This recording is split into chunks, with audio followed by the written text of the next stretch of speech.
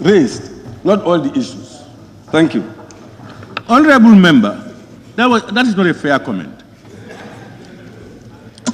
Honorable member, the honorable ministers responded on the issues raised, meaning those are the issues captured by them. Two, you cannot respond, even whatever you do, you cannot respond to all the issues. And it was not a time for debate. They are invited to come and respond to the issues raised, to clear your doubts.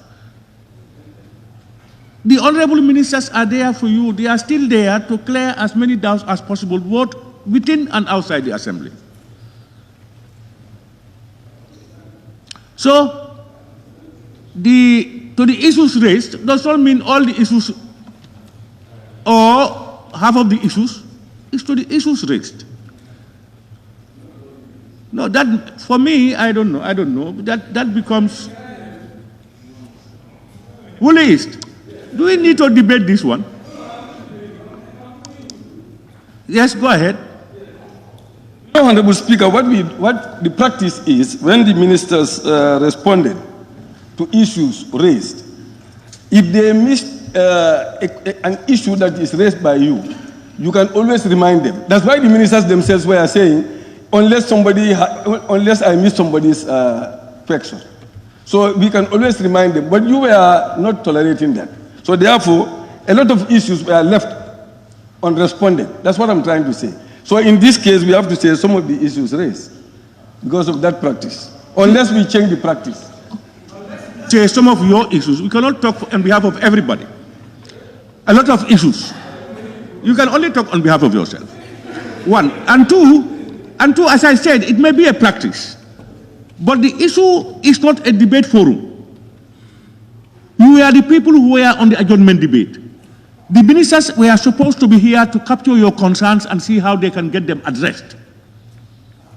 Now they are given the opportunity to participate with you. Some of the notes they have taken, they have responded. You are now saying they have not responded to all. But how can they respond to all, my brother? It's not possible. If you are satisfied, some other member will still not be satisfied. Member for Upper Salem. Yeah, thank you, Honorable Speaker. What I was going to say is, if you ask a question or raise an issue and the minister responds partially and say that I will come back with some information, that is still a response. Now, some of the issues or queries raised, in fact, it should be a question, a parliamentary question, that is actually sent to the ministry, and they will take more time to be able to respond in detail about what the member needs. But to be able to say they have responded actually, in actual fact. But maybe you are not satisfied. So if you are not satisfied with the response, then you put in a parliamentary question, and that will be able to give you more information about that particular query. Honorable members, some of the questions raised here, they have not said it, but you know that some of the ministers may not be prepared. They don't have the statistics and the figures to be able to respond to those ones. They need to go and do research consultations with their technical people to get certain information to give back. So these are issues that are raised. If you are not satisfied or you still have things pending, you still have a right to either put a question or you just consult the minister. They are there to answer your questions, to allay your fears, and to satisfy your needs. Member Bintang. Thank you so very much, Honorable Speaker. This is why the member for Woodley East clearly stated and to some of the issues that are raised. I want to second that part. What they answered are some, and some are not answered. So it will be proper when we say, Honorable Speaker, Honorable Ministers, and answer to some of the issues that were raised. Thank you. There will never be a time when all the issues will have been answered. This is what I'm saying. So this denotes, this has been the practice in minutes. Why do you have to say some again and qualified with some and not some? Because your certain concern is not addressed. And there are never times when all concerns are addressed. Honorable, proceed please.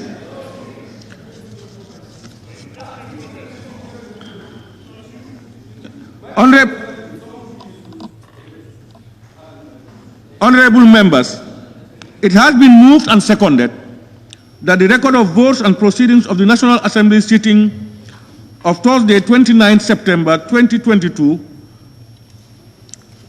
be approved with amendments. Those in favor, please say aye. Not in favor, please say no. The ayes have it.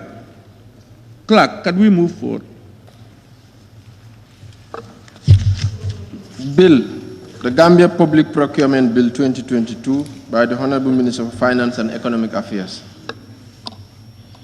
Honorable members, as indicated earlier, I will now put the question without debate for the acceptance of the certificate of urgency. Honorable members, be resolved that this Assembly do accept the bill entitled the Gambia Public Procurement Authority Bill 2022 be proceeded with on the certificate of urgency. Those in favor, please say aye. Those not in favor, please say no.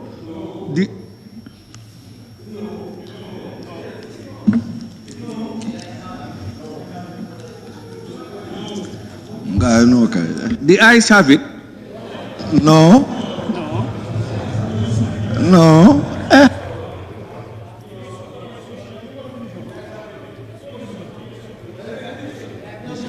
Yes, let them raise. They are from identify.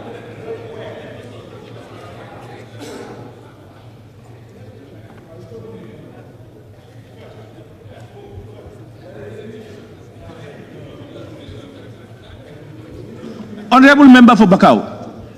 Yes, go ahead. Honorable Speaker, I'm calling for a member for Bakau. May I hear you?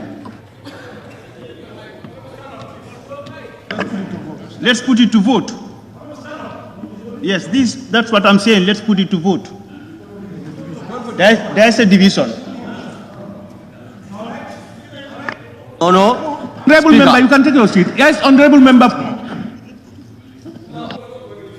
Calling for a division. Pardon? There is a division already, so I'm calling for a division. So we put it to a vote. He said no, you are calling for? Ruling on it. He said yes. All right, honorable members, may I put it again? Be it resolved that this Assembly do accept the bill entitled the Gambia Public Procurement Authority Bill 2022 be proceeded with on the certificate of urgency. Those in favor, please say aye. Aye. Those not in favor, please say no. No.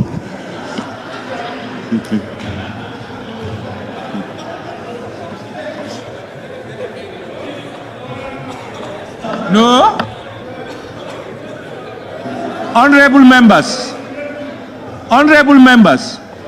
now let's resort to voting. Those in favor, your tax, consequences tax up.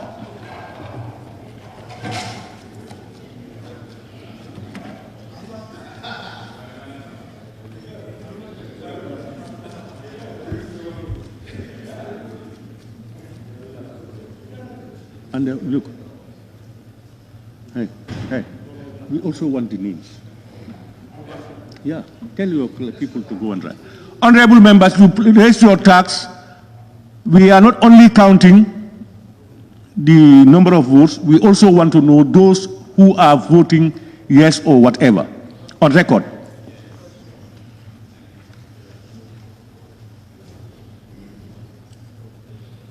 But it will?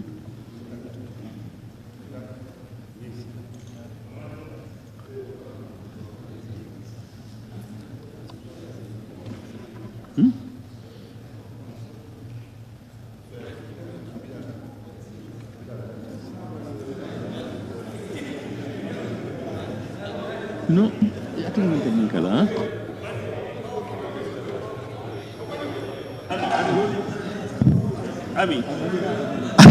Honorable Speaker. Hey, Honorable Speaker. No Am I debate. debating? No debate. No debate. Am I debating? Are you the speaker? Honorable Speaker, Yes? we are seeing... Honorable Speaker. That's Janyambure? Yes. Yes, Janyambure. What we notice within the chambers is some of the members are raising two tasks at the same time. And he was authorized by the member. Honorable member, raise 10 tasks. The people counting will only count one. no, Honorable Speaker, I think you are missing something. You are missing something, Honorable Speaker. Sit down, Speaker. In no way that I can raise two tasks at the same time. Member, please. Honorable Speaker, that's not proper. Honorable Speaker. My friend, keep quiet. Honorable Speaker, can I observe? Honorable member for Woolly, can we be seated? You cannot tell people to raise... You cannot tell people to raise contacts and whatever. We need to be professional in our statements, you know. Please be seated. No, Honorable Speaker. Honorable Speaker. Honorable... I'm not withdrawing. Are you the Speaker? Member for Woolly. Calm down. No, just calm down. Let me clear myself. Oh.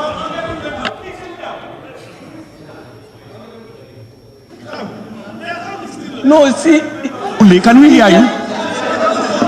I'm observing. He gave me the permission to observe. You are not here to observe. Sit down. Your mic. You are giving me a chance to observe. Remember, use your mic. Yeah. Honorable Speaker, I am observing that some people are putting up two tasks. And that's what they are putting to you. Are you here to observe? Honorable member for Woolly, just hold on. Just hold on. Honorable members, please give him chance to make his observations. Please. Honorable member for Woolly. Honorable Speaker, what is happening is that when we are voting, you are supposed to raise only one tag, your own tag. You are not supposed to pick somebody else's tag and raise two tags, you alone. That means that you are voting twice. How about if you are authorized by the person? Honorable member, that is good enough. That is good. Members have only one vote, but the technical staff who are counting are instructed to count one person only for one vote. May have mistake, Honorable Speaker, but you should not tell them to raise two tags. Honorable Speaker, should we in fact mislead the Parliament? Honorable member. Honorable Speaker, you should not have used that word. Honorable Speaker. We mislead the Parliament. Honorable members. Honorable Speaker, has been withdrawn already. I don't want to put up any other thing. Please, if you want to talk, put your tag up. I will give you a chance. I don't want members shouting. Okay. Please. Okay.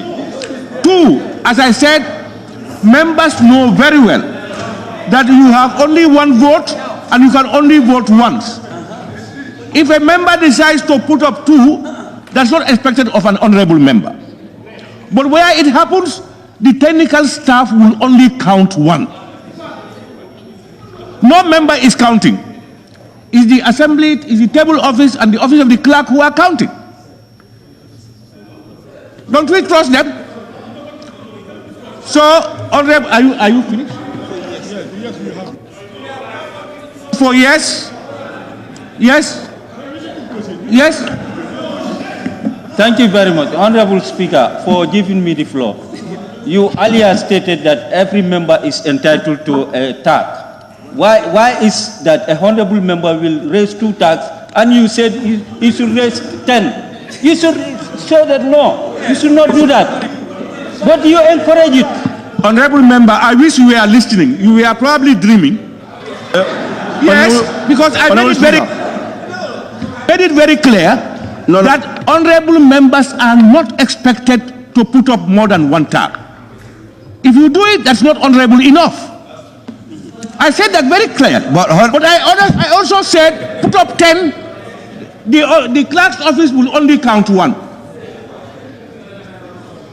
So we are now finished with those in favor. We are now moving to those not in favor. Can you put up your tags? Not in favor.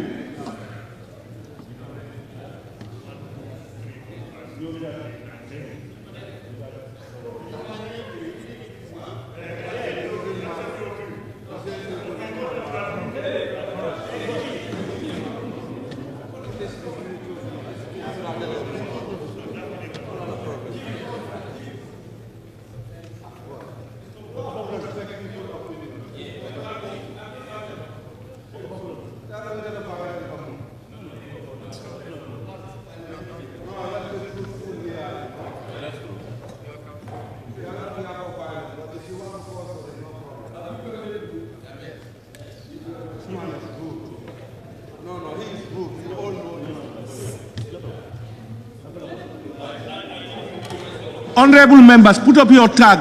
We don't want to miss out anybody. Please, put up your tag, and they are recording your names. Record Bakau.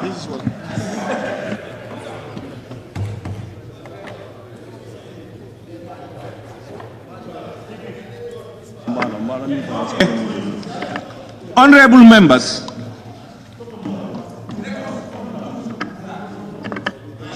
the records from the office of the clerk. Before I read, honorable members, I want to send a word of caution. And that is, I have said it once or twice. We will not deny any member from saying what you want to say. Nobody. Whether it's bitter or sweet or whatever. You reserve the right to say what we want to say. The only difference is within the ambits of our own standing orders. That's all. No desire for anything. So when it comes to differences of opinions, we cannot all agree on one thing all the time. It's not possible. But the best is respect different opinions. But you still reserve the right. You still reserve the right to disagree with the person. Let's please. We sometimes waste unnecessary time. The results, as presented by the office of the clerk and the table office, those in favor, yes, 36 votes. Those not in favor, no, 10 votes. So the ayes have it. Honorable Speaker. Why do you need to clarify that? It's okay. Let's move on. You don't need to clarify that. We move on.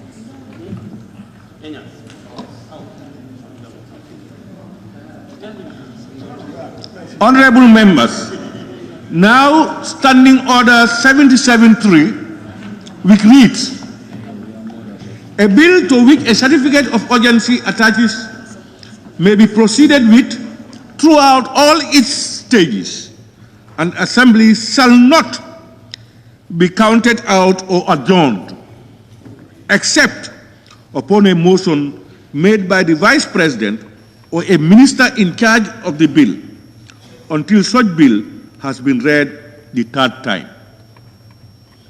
Thus, the said bill shall be proceeded with throughout all the stages in the Assembly.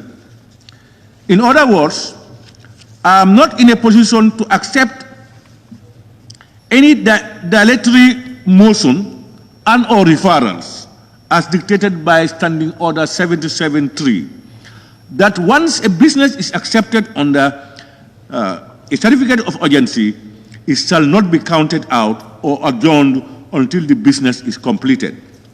So I thank you all, honorable members. We may now proceed. Clerk.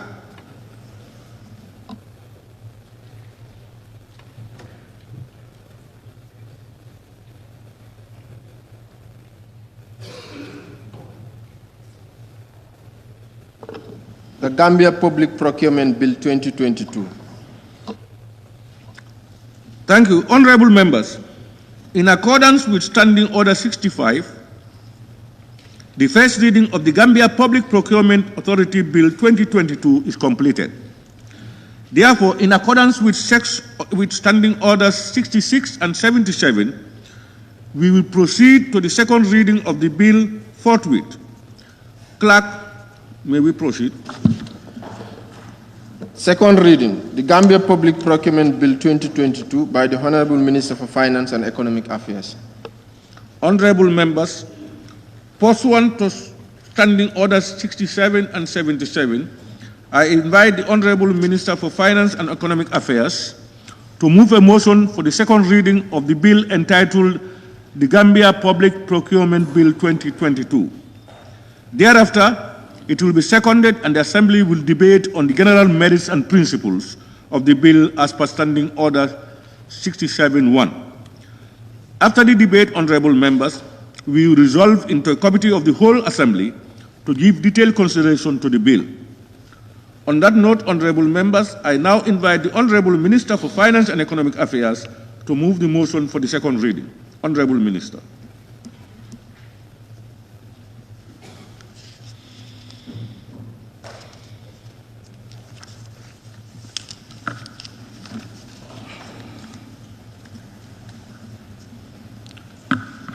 Honorable Speaker, Honorable Acting Majority Leader, Honorable Minority Leader, Honorable Members, colleague ministers, permanent secretaries, government officials here and present, media and general public, ladies and gentlemen, all other protocols duly and respectively observed.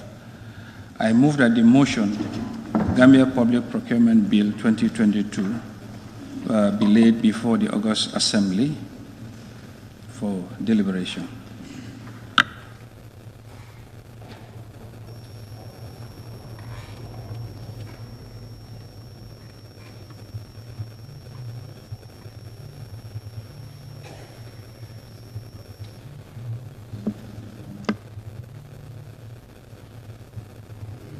Counter motion, please. Honorable members, any stock order? Member for Upper Salum. Honorable Speaker. Thank you, Honorable Speaker. I rise to second the motion. And also I intend to Honorable Speaker. speak on the motion as well. Honorable Speaker, we are presented with Honorable Speaker. certificate of urgency.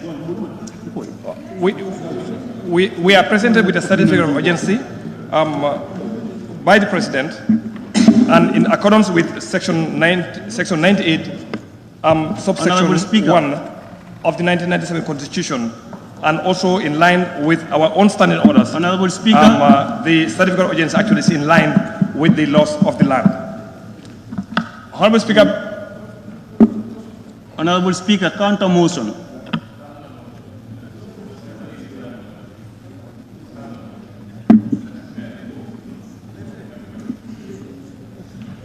No.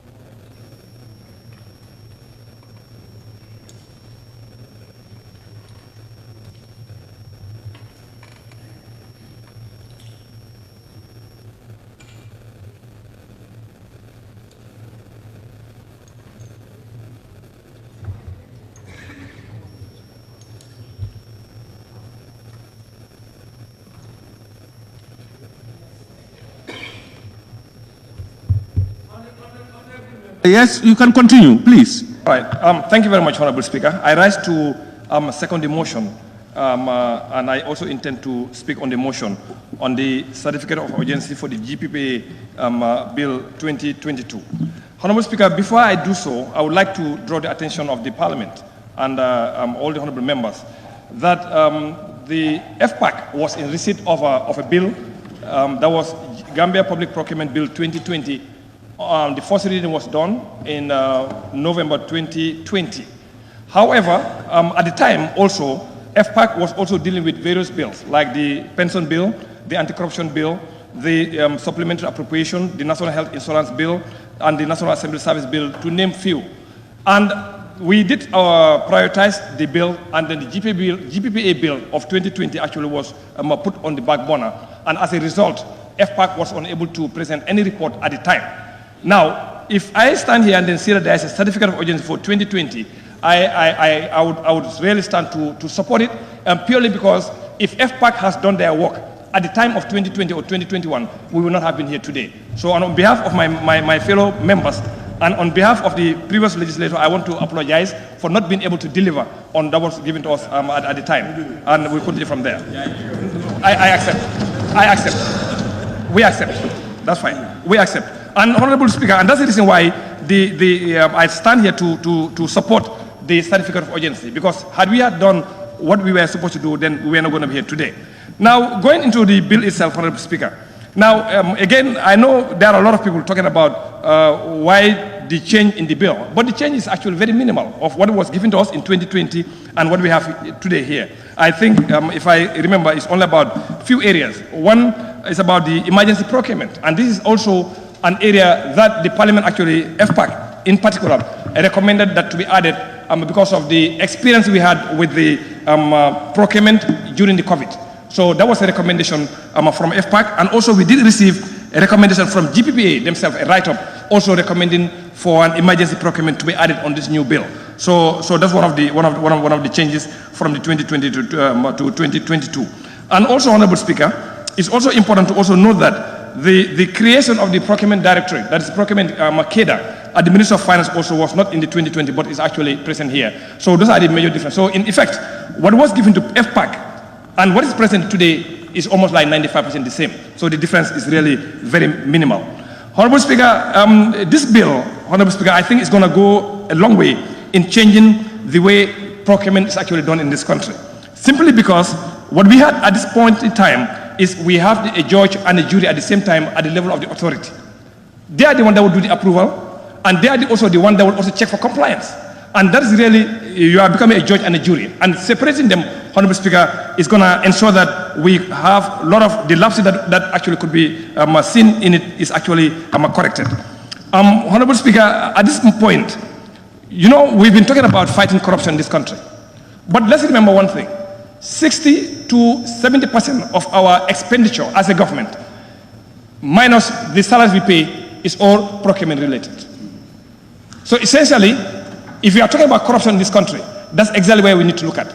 And any law or any framework that would actually help us to solidify, to ensure that we have a very good foundation in terms of fighting corruption, I think this is one of the bills that we need to do that. We already have the anti-corruption bill with us in the Parliament. We've also made a recommendation for the Public Finance Act to be changed. So those three, the GPPA bill, the anti-corruption, and also the changes in the Public Finance Act, I think these are three fundamental pillars on which the public finance management of this country actually can be corrected with all the issues that we actually have. So to fight corruption, I think this is also another step to be able to do that because of the lapses we have in the procurement process. Honorable Speaker, if you look at the issue of e-procurement, I think I've mentioned this in 2021 and in 2020. And I did say this to the Minister of Finance, that we need to change the way we do procurement. Already in the private sector, some of them actually have gone ahead. And the e-procurement actually is just a portal, website where actually all people that are interested in procurement can actually, you publish really want to procure, and vendors can actually respond electronically without having to see physically.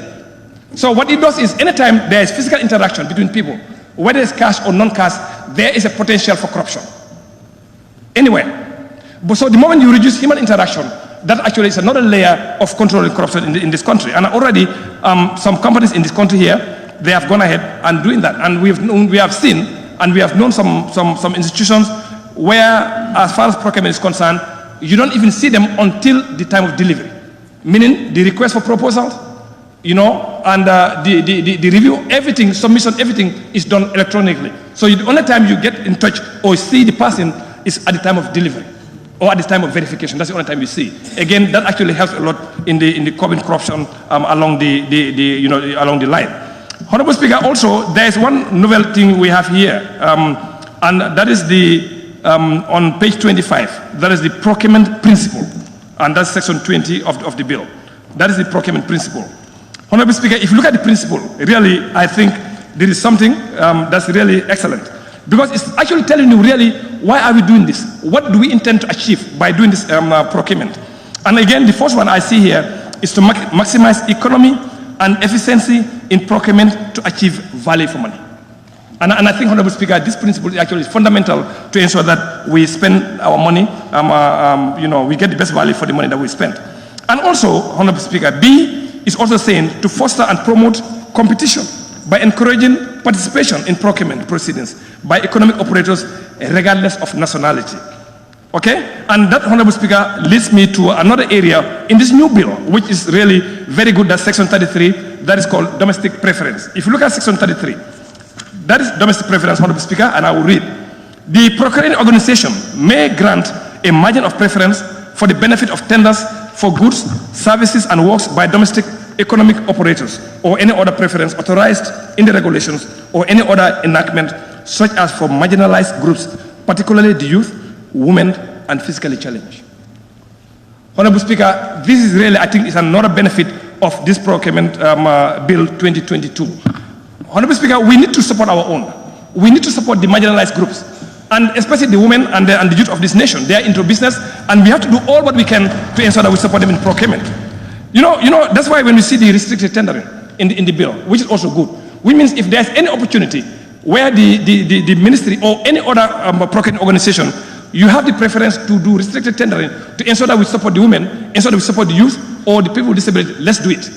Let's try and restrict and let's support them to ensure that they can move this country forward. Because together, all of us, we have a responsibility. And I think this domestic preference in supporting the vulnerable groups, I think is something also we need to really look at very critically. Honorable Speaker, the other area that actually I've seen, which I do support very well, also is on Section 21, which is the application. 21 on the page 26. That's application. In fact, if you look at the current bill, which is the GPPA bill 2014 and amended in 2018, it was amended in 2018. This section, which is application, is actually expanded. This is where there is a lot of confusion about people, because we have a lot of us have received messages thinking that this is giving carte blanche to some organizations. On the contrary. Now, on this application, Honorable Speaker,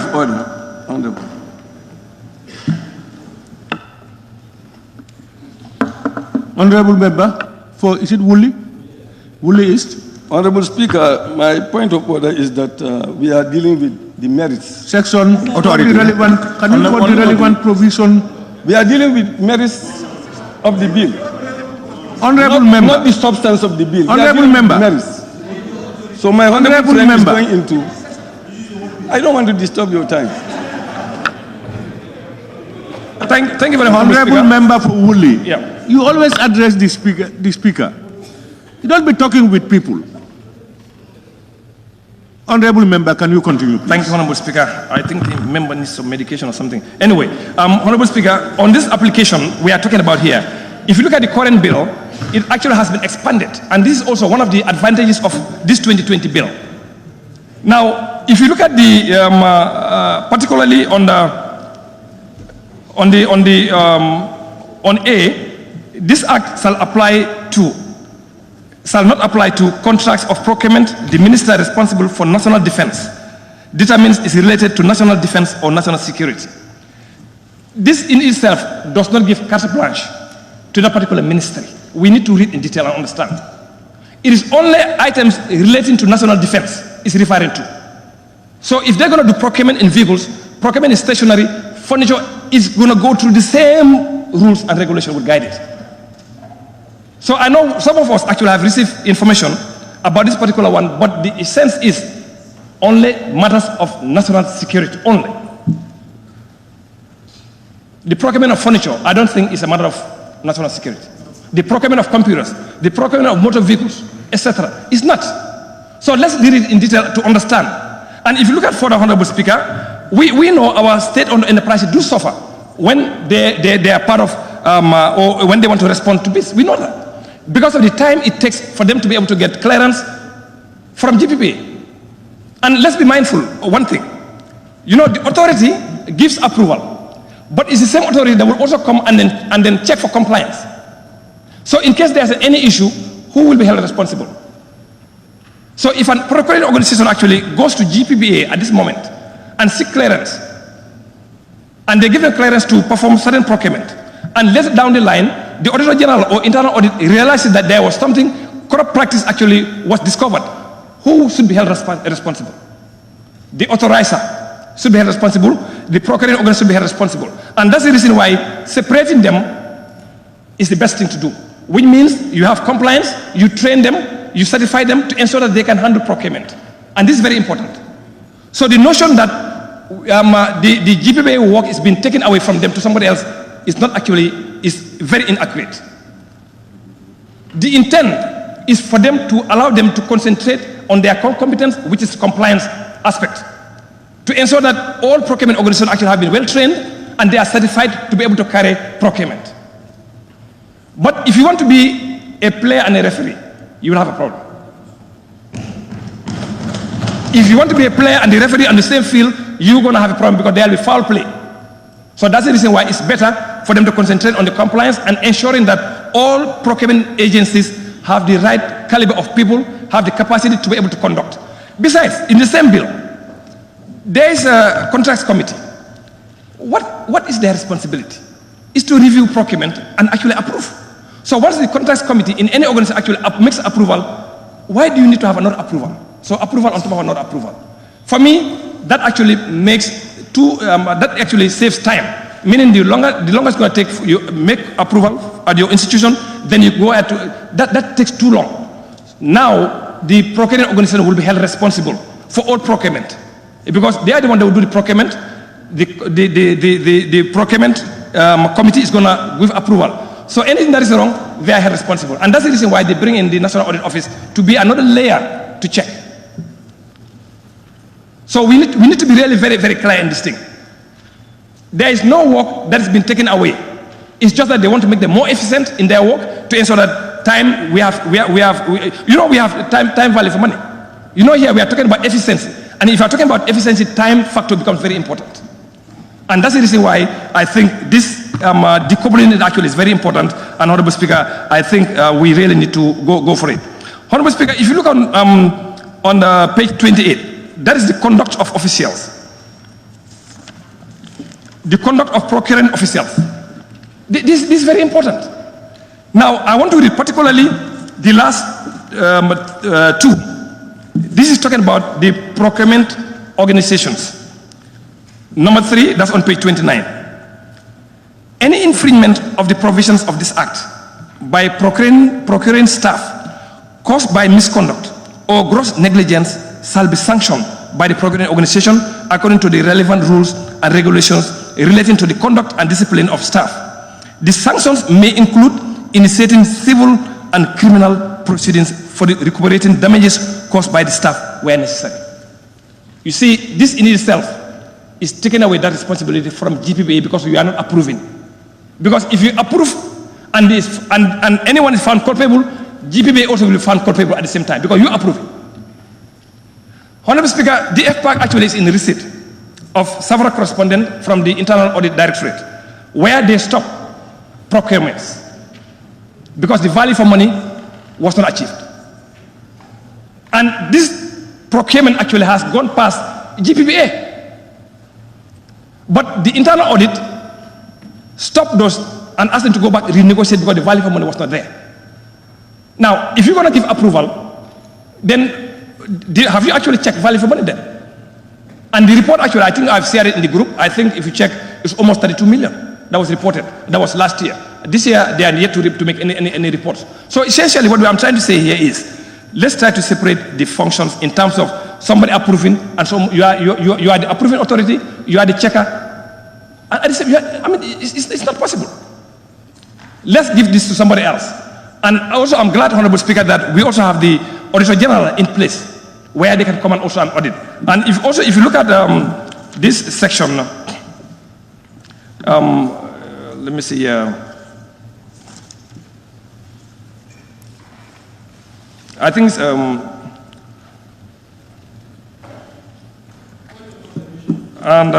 so I think, Honorable Speaker, that's really okay. Let me just move right along. And I'll just move to also a second, that's on page 11. That is the conduct of the economic operators also. Now, their conduct also is very important because they are the one that would actually put in bill, and that's going to be on section 25. I remember section 25.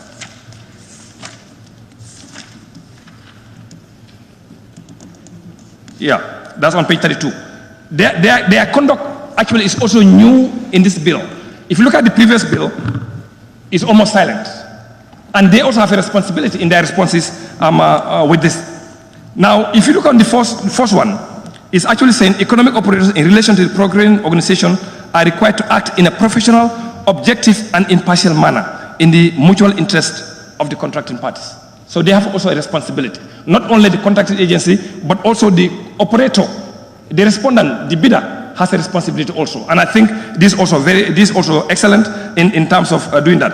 Honorable Speaker, I would like to read the 11, that's on page 33. Honorable Member, yes. Don't go beyond the merits and the principles, please. Yeah, this is a merit because it was not there. Yeah. So, in fact, when you talk about the merits, advantages, or the things that are new that could actually help, that's exactly what I'm reading. That's why I'm reading these sections in particular.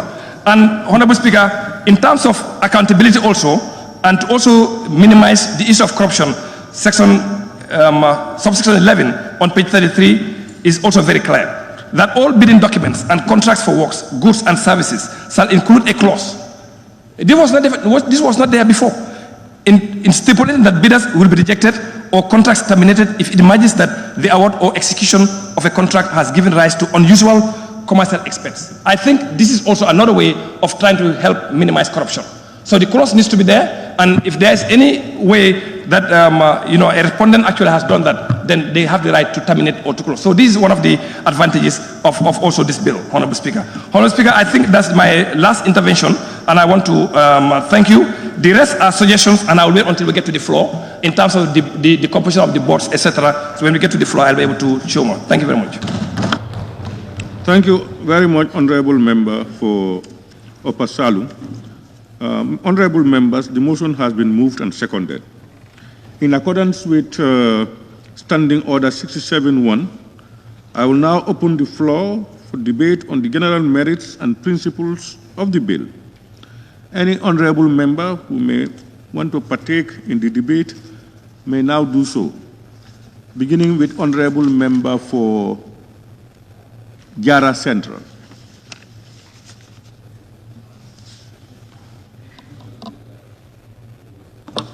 Yeah, thank you very much, Honorable Speaker. Yeah. Honorable Speaker. Honorable Member for Serekunda West. You were saying something?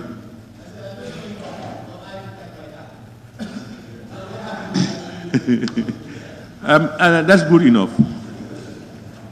I'm sure they are aware. Honorable Member for Jara Central. Yeah, thank you very much, Honorable Speaker. I'm already on my foot. Honorable Speaker, I would also equally join my honorable colleagues to thank the Honorable Minister of Finance for tabling this important bill entitled the Gambia Public Procurement Bill 2022. Honorable Speaker, if you look at the objects and reasons of this bill, you will come to understand that, Honorable Speaker, this country has started moving in the right direction. Long time ago, Honorable Speaker, the Gambian people have been crying of a foul play of the activities of corruption within institutions, most particularly, Honorable Speaker, in the area of procurement. Therefore, if we have gone in that direction of bringing a bill that will tackle part of the corruption that is happening in the procurement processes, that is more than welcome, Honorable Minister of Finance. Honorable Speaker, if you go to the objects and reasons, may I just, Honorable Speaker, with your permission, it is mentioned that this is a more modern procurement law which addresses the weaknesses of the Gambia Public Procurement Act 2014. There was a law that was enacted in 2014. But if you look at that procurement law, Honorable Speaker, it was just there, but not for its essence. That's the essence of fighting corruption, the essence of bringing back economic income to the coffers of government, but rather economic income to the pockets of individuals. So I hail the Minister of Finance, Honorable Speaker, to come up with this important bill. It further went on, Honorable Speaker, to say that the essence of this bill, Honorable Speaker, this bill seeks to address key issues that will bring in line with international best practices. And that's what we can call a responsible government. When you are making policies, you make policies that are of best practices.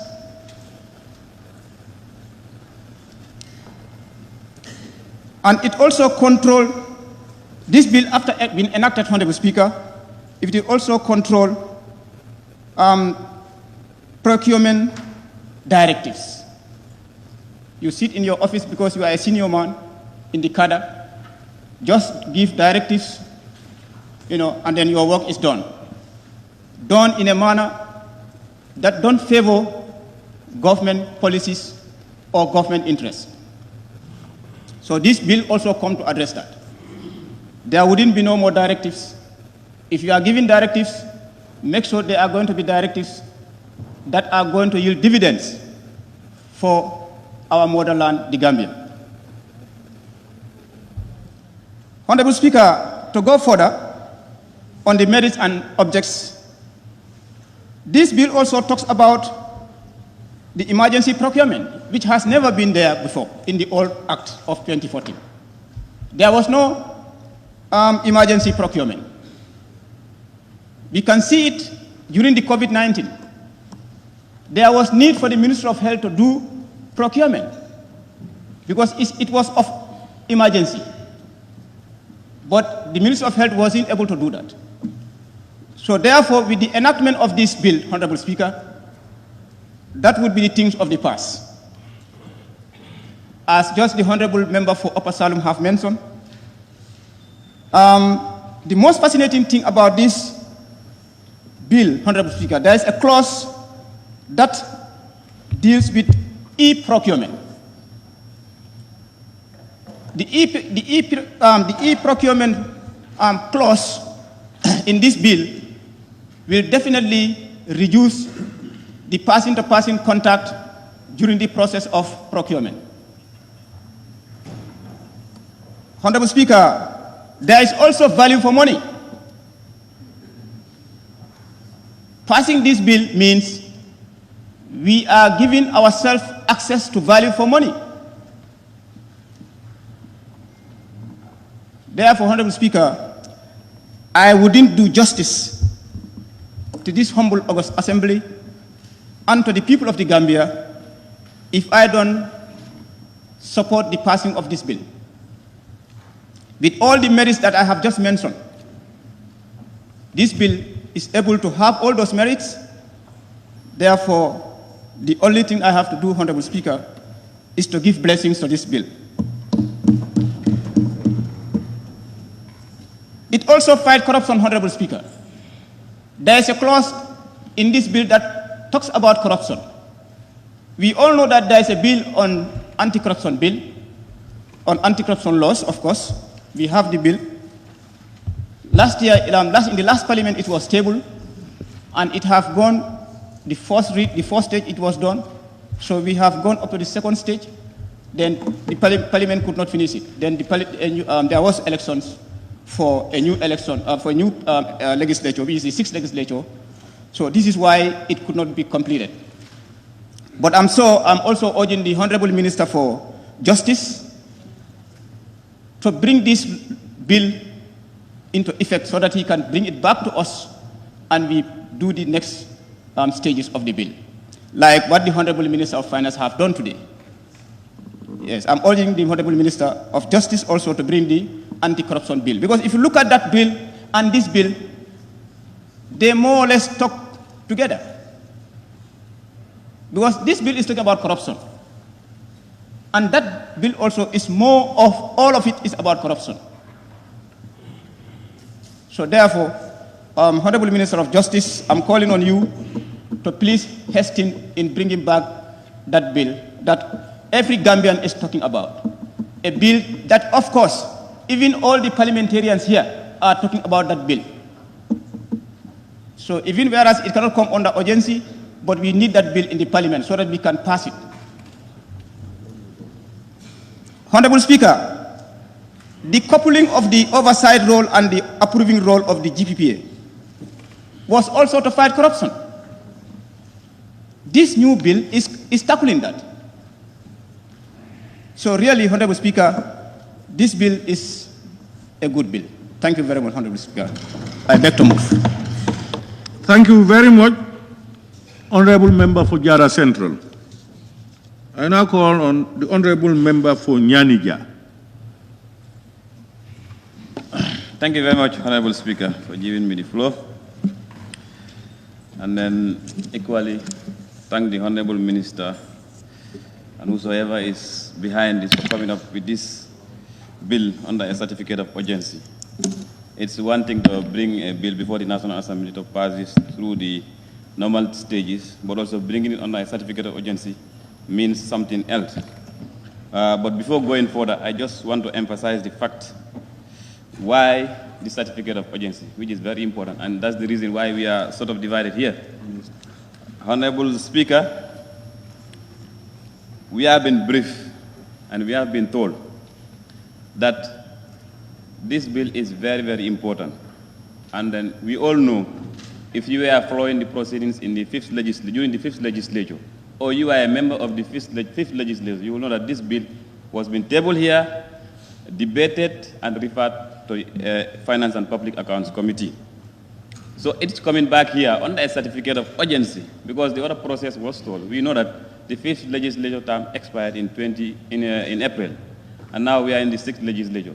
There was a ruling by a point of order raised by the Deputy Majority Leader, and the ruling was made by the Honorable Speaker.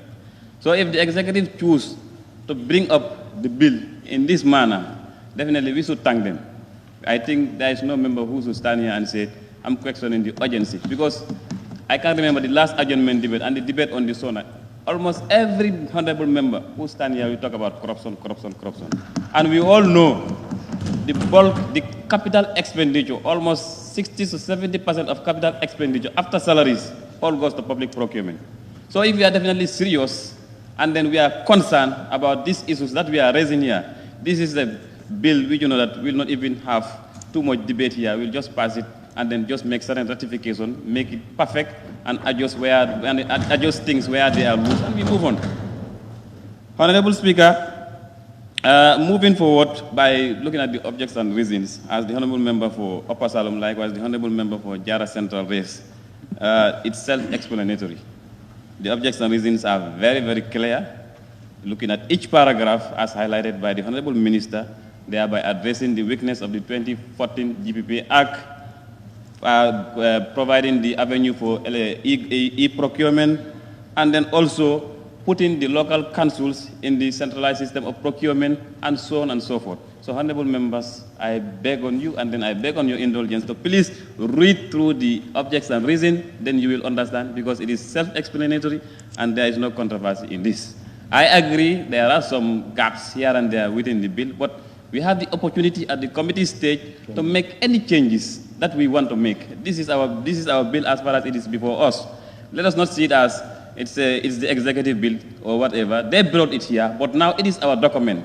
When it is passed here, it will not be called the Honorable Minister's bill or whatever. It will be called the bill, an act passed by the National Assembly. So before it escapes us here, let us do whatever it takes to make sure we fine-tune it to the best of our abilities. Honorable Speaker, moving on and to a very important point that the bill seeks to address, that is the issue of emergency procurement. We are all aware during the COVID, 500 million was allocated to the Ministry of Health for the COVID emergency response. But by then we all know what happened. Our lives, there were threats to lives, threats to security, and threats to so on. So, and then it is highlighted in the COVID, in the FPAC reports during the COVID-19 time.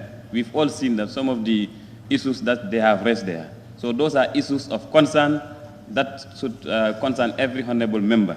So if you have a document here trying to address that concern by coming up with a provision, whereas it is empowering the minister or the person responsible of the bill to come up with emergency procurement rules to guide such processes, I think it is in a step in the right direction.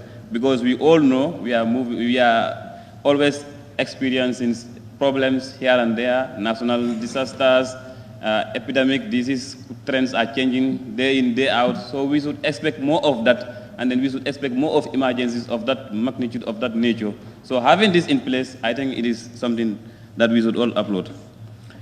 Honorable Speaker, also looking at the last paragraph in the objects and reasons, where the the Honorable Minister is emphasizing on the independence of the Gambia Public Procurement Authority.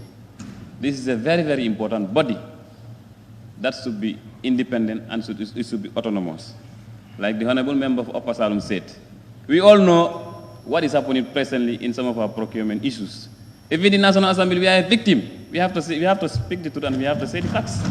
We are all suffering because of some of these procurement rules and regulations. An oversight institution, we are procuring and then we have been dealing, we have been football, we have been moved from left, right, center. All this is because of the bad laws we have in place. So here is the opportunity for us to make a stop to that and change everything and put things in the right way. Procurement bodies and procurement authorities should be independent, but you cannot be independent up to an extent you are above everybody or you are involved in every process. That is definitely wrong. Even the National Assembly, we have our limits and then we have our powers. There are things that we enter into and there are things that we shouldn't enter into. So this should be the guiding principle for every government authority too. I understand some people are questioning about the appointments of board authorities and here and there, but I will just refer everybody who is talking about that to go to section 175 of the Constitution, which reads, and I quote, it says, members, board of directors of public enterprises are appointed by the president in consultation with the Public Service Commission. So that's the constitutional provision, unless we change it. If we don't change it, that's what we have, and we have to go by that. The president has the authority to appoint anybody in consultation with the Public Service Commission. That is, I think, is a no-go area, and then we will go by that, unless we go back and then make some amendments. So that is something we do know that is a non-starter for us. Honorable Speaker, just to conclude, I was just doing some research, and then I come across this, and then I think it is important for us to share. In 2015, the U.S. Department of State, for the U.S. Department of State fiscal year 2015 transparency report listed Gambia among the list of countries that didn't fulfill the fiscal transparency report due to their their mismanagement in public procurement. So it is a concern. This happened just in 2015, and the reports are there. If you are interested, you can go online and Google, and you will find out these reports. These are evidence. We have been listed among countries that doesn't fulfill our procurement regulations, our procurement rules, and this happened just in 2015. And we are talking about an act that was enacted by the National Assembly in 2014. 2015, we are seeing some of this mismanagement. And if you could recall the Janet Commission, there were numerous revelations, whereas contracts have been awarded wrongly. Contracts have been awarded to companies that are not competent. Contracts have been awarded to have been single source, and so on and so forth. I don't want to go into details into that, but it is very, very important we make reference to all these materials because these are all public documents. They are in the public domain. And these are facts. The evidence are lying there outside. So definitely, Honorable Speaker, I again continue to beg on the indulgence of those members who deem that the bill should not come under a certificate of urgency to please reconsider and then look at the greater good of the country and look at the greater good of all of us joining hands in fighting corruption, and then we pass this.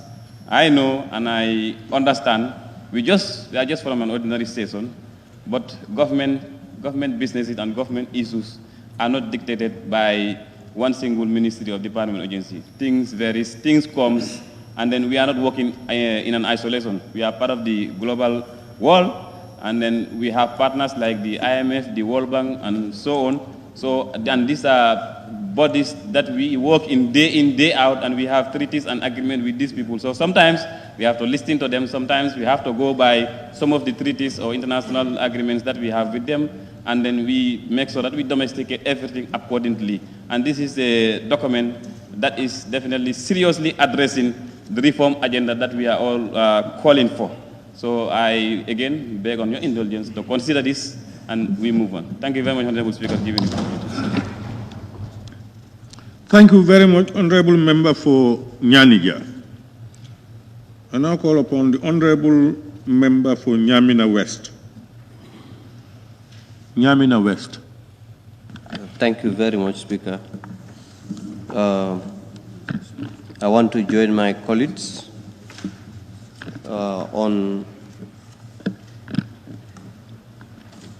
debating on the objects and reasons of this bill before us. I want to be brief because I believe that my colleagues, especially Opa Salum, has done justice to this bill. So therefore, it's just a repetition. So at the first place, looking at the first, Speaker, please allow me, the first statement where you have this bill is a more modern procurement law. In this statement or this phrase, it has, you have everything embedded. This is where you have all that we are discussing, addressing the weakness of the Procurement Act 2014, where it embedded the e-government procurement. Also, in this you can find best practices.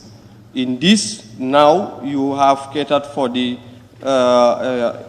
emergency procurement, and also not only the emergency procurement, but also catered for the abuse of that emergency procurement. So I found it very much interesting and useful, and at the right time. Also, you see the local governments are captured, the central bank, all these things are catered for, and this will help us go in the right direction as far as procurement issues are concerned. Someone have mentioned here during the SONA, most of us have dilated on corruption issues. I particularly also gone far to discuss about these procurement issues in the Gambia. So I am among the most delighted NAMs that are receiving this here in front of my table, since it is addressing issues of concern with regards to corruption and many other procurement issues. And what I want to add there is that issues of efficiency, like we discussed, my Honorable Opanyomi discussed about time factor, which is very important, which is already stressed also by the Honorable Nyanija. You know, after procuring or entering into a procuring process, you do not know when it ends, and it's dragging left to right. It's not helpful. It's not helpful. We cannot be efficient as far as we are not time respectful. We have to be time bound. We have to be time respectful. That is very important. I think we have to also inculcate time, or that will come later in other regulations that follows this bill, but which is very also important. At this juncture, let me just join my colleagues to thank the government for bringing this under the ticket of urgency, because like my honorable colleague said, this was here since 2020, and now FPAC, I'm just saying, I will have to say a very big thank and a good job to FPAC, contrary to what Mbo said, because there is a lot on the table. There is a lot on the table in this parliament, and there is a lot on the table for FPAC. So it's not that you haven't done well. FPAC has been doing well, and I think so. You are doing justice. You have also helped us on this bill. That's why the wisdom and the knowledge could have come last before us. So Honorable Alajmo, thank you for that. And also I say a big thank to the minister for tabling this here on the ticket of urgency. I beg to take my leave. Thank you, Speaker. Thank you very much. Honorable Member for Nyamina West. I now invite the Honorable Member for Jeswang. Thank you very much, Honorable Speaker. Honorable Minister, thank you very much for coming with a bill. First, I will start to ask a question with regards to the bill. Whether, the bill was being discussed at the stakeholders level, whether all stakeholders were part of the discussion before the bill being brought here. Because the reason being, there are questions coming from every corner. And had it been that stakeholders were involved, I don't think that we come to this level. Honorable Mbo made it very clear to us that the bill has been here for a while, but due to reason beyond their control, it was not able to be tabled. And I think Mbo coming up with the idea that it was here and then he accepted the fault to say he's apologizing, It's also clearing the doubt of people talking outside, saying that it is just been brought just now, and we are here, it is thrown to us for us to approve. Thank you very much, Honorable Mbo, for clearing those doubts, and also saying that we have to work very hard when bills comes in, we pass it at the right time, so that issues of this nature will never happen again. Coming to section 12 on page 18, with regards to the function of the authority, which refers to the GPPA. They are the one monitoring and then monitoring and also regulating. And on number 3 also, the assessment also is being done there. But my problem here is who is the one approving? The approving authority is who? Because the reason why they are no more approving, as people have just mentioned, is because they were being called food players and referees. Hope the same thing will not happen again when we don't know the approving authority, who are the one approving, because it's very important that we need to know who is the one approving. Because they were approving for who? The very people concerned were the one who were doing the procurement. So if those people are also doing the same procurement and also approving for themselves, it is not going to be the same thing again. So I think that one needs to be looked at properly.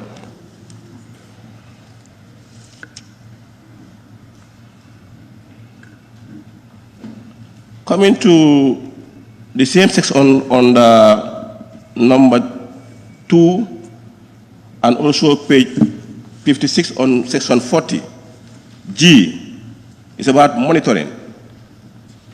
The authority is also doing the monitoring, and the director also, on section G also, they are also monitoring. So hope there will not be something like a conflict of interest on both sides.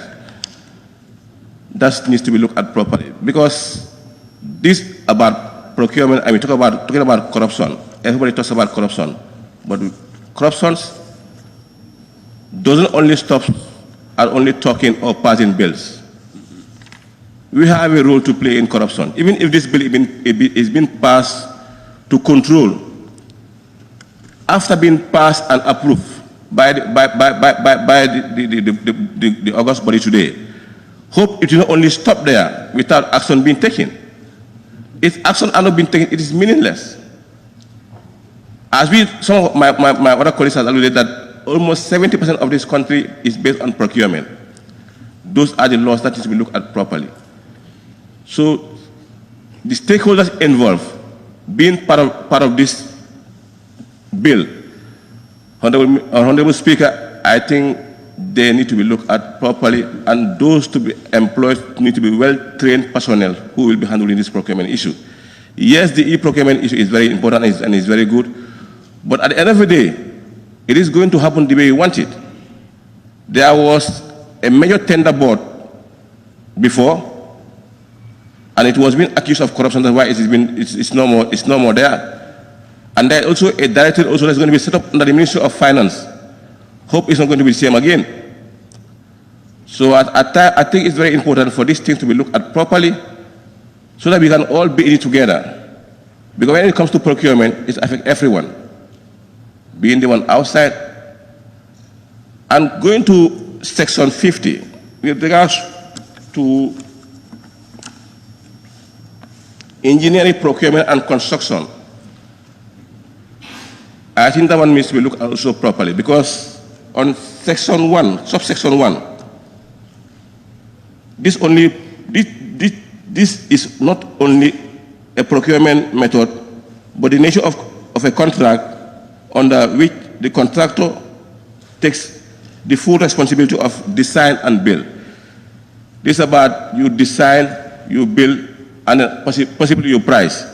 But underneath is the commercial risk part of it. I think there should be another section that should make it very clear in case of any other hidden cost who will be responsible. Because the moment you prepare your bill and cost, there is a cost involved.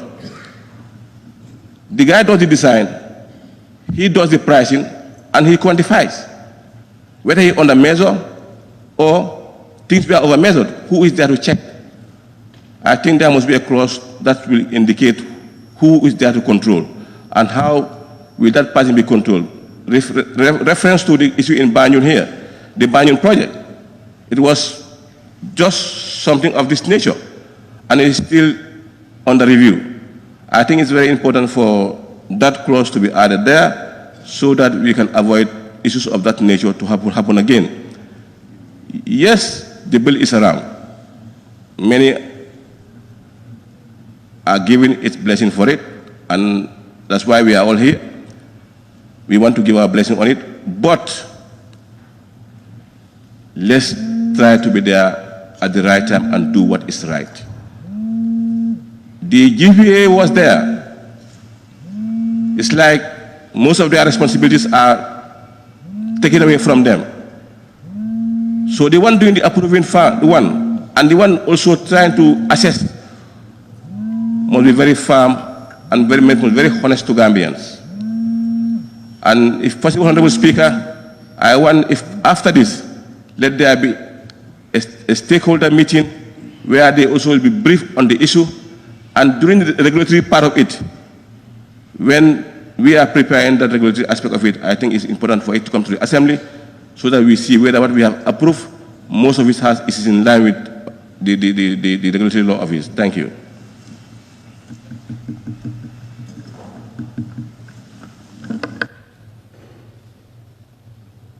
Thank you very much, Honorable Member for Joshua. I now invite the Honorable Member for Jokadu.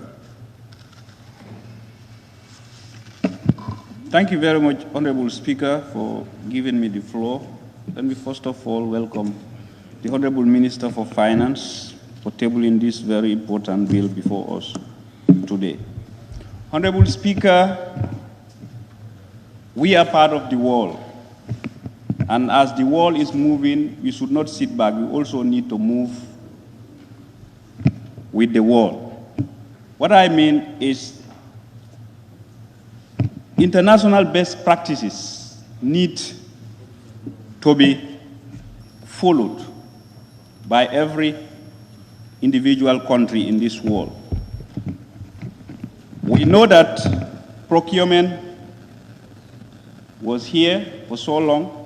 They said the act was in 2014, but there were so many lapses that were happening. And then this bill before us here came to address some of them. Although it cannot be 100% perfect. Everything must start from somewhere and then you move on. That's what this bill is trying to do. Because it was laid here in 2020, and then unfortunately it was not passed.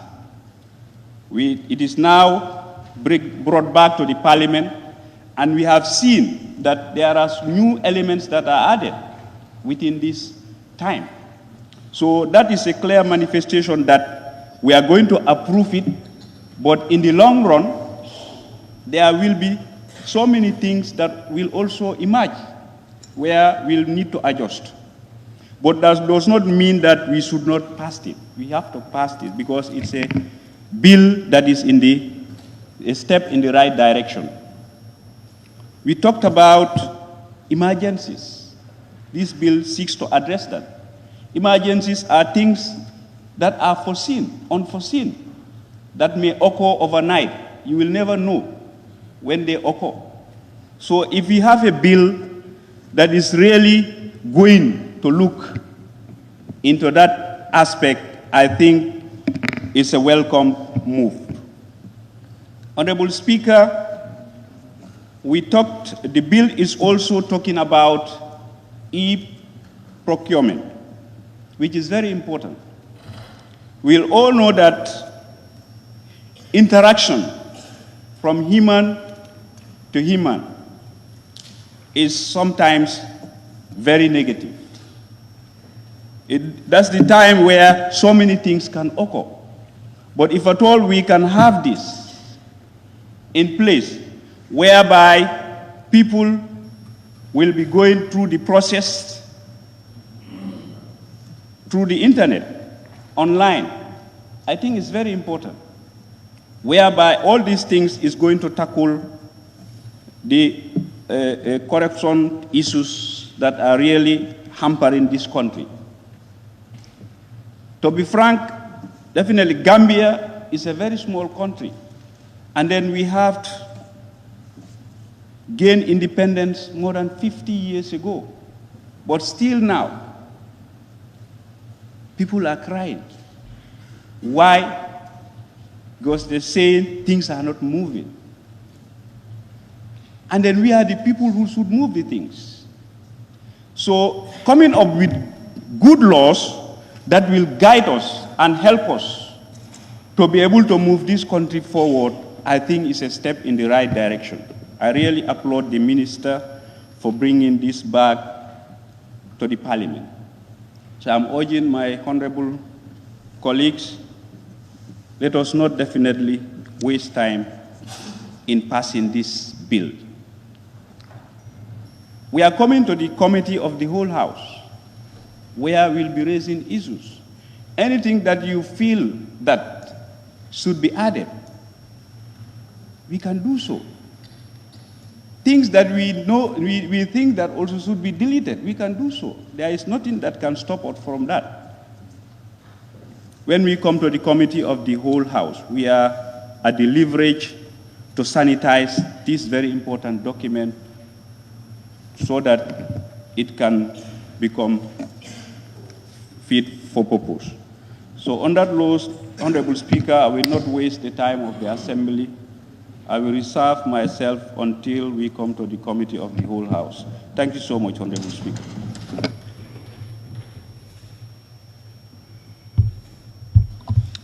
Thank you very much, Honorable Member for Jokadu. I now call upon the Honorable Member for Foni Kansela.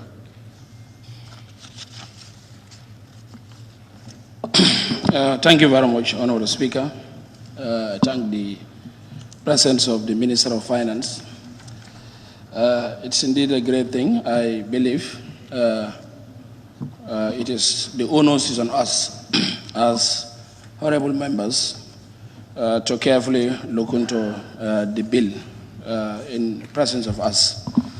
We believe there are a lot that has been done to reach at this stage, and we also concurrently agree that progression needs energy, time to see that effects of such a bill is tabled today. We've also been doing a lot of consultation in regards to the urgency. Why the urgency? And the underground lining conditions that we've been briefed relates to some of governance issues, and also to see that the authority is empowered with new laws or provisions that will help the well-being of procurement. As we all know, procurement is a process and also the lifeblood for any governance, institutions, ministries, or directorate, and is the blood center for all survival so far institutions are concerned, apart from salaries. And there are a lot of issues that we think is one thing working on a bill. The other thing also subject to its implementation and the full force of it. We all know that procurement is one of the most lucrative areas in terms of gaining pocket full if the right measures are not put in place to make sure the key guidance and functions is also guided. Taken to the main objective, page 13, section 3, it says objective, one part of it, A, it says transparency, efficiency, and economic public procurement. B says accountability in public procurement. These are all key issues that are very vital to make sure we could also put that cap for all those key functionalities to work effectively. Honorable Speaker, if I may direct you to section 5, subsection 6, that talks about the bill provide members of the board other than the actual members shall be appointed by the President in consultation with the Public Service Commission. It's good. My worry there is subsection 8. it reads, provided members may resign by a letter addressed to the President. This abnormally gives a long addressing to see letters of resignation to be addressed to the President. And most of those people are not appointed by the President. So I need the Minister of Finance to help in that particular area, to clear my doubt in that particular end. Honorable Speaker, in section 14, that is the appointment of the Director General, it's also one path where it's clearly stated, and we all know it's in line as per the Constitution. But my other submission there is this. Dismissal, how to call it? It says the removal of the director with the opportunities implied to dismissal of the powers as when or addressed to. I want to be guided here. The dismissal path. Honorable Member, can you direct us to specific clauses of this? I mean appointment of the director, section 14. Page 23. Yeah, subsection what? 1, 2, 3, 4. Which one are you making quoting? Yeah. Okay, section 14, the appointment of the one. Yes, it has clearly spelled out the process and procedures of the President, how to call it, appointment of the Director General. But my doubt here is there is no provision that indicates dismissal of that Director General. So I want clarity here as per for the Finance Minister to help us in this. Because we all know you're giving powers to employ, but who dismisses?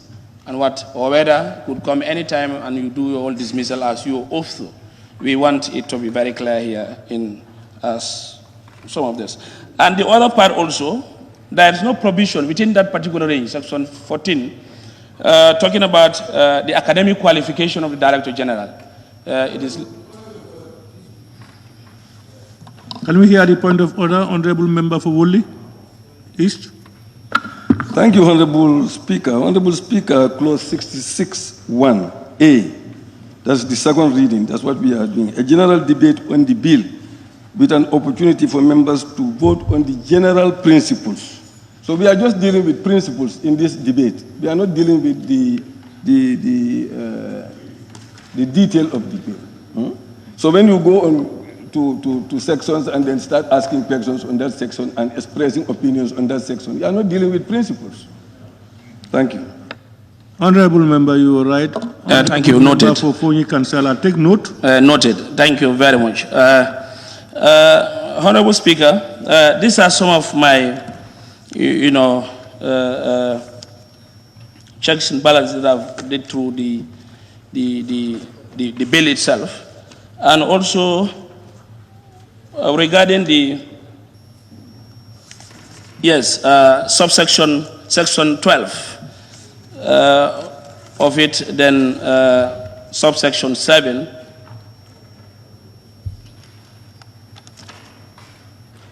Subsection 7E. It talks about the qualitative activities of the report in submission. So I believe we could also look at it critically to see that all activity report will be laid to the minister in regard of this. So these are some of the key areas that I want us to concentrate. And again, also, the directorate, Minister of Finance has a directorate that is key in looking at those procurement. So I may look at this way, whether there will be no conflict between the authority and that of the minister directorate that is also responsible for procurement authority. So those are my key submission area. And I believe when we reach at the committee stage, we will look at it vividly. And I applaud on all members to take our time, go through this. A document is easy to ratify, pass a bill, but making sure we put it right for the benefit of all Gambians and all institutions at large. Thank you very much. Thank you. Thank you very much, Honorable Member for Fonyi Kansala. And I honestly believe that is the ultimate objective of all honorable members here. Honorable Member for Combo East.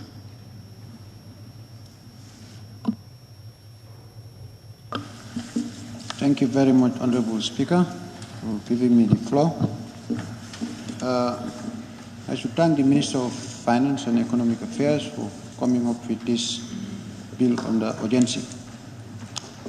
I'm just urging my fellow colleague honorable members to get into this document, to value the urgency of this document, that it is a document, it is a step towards eradicating corruption and ungoverned finances that we are crying off today.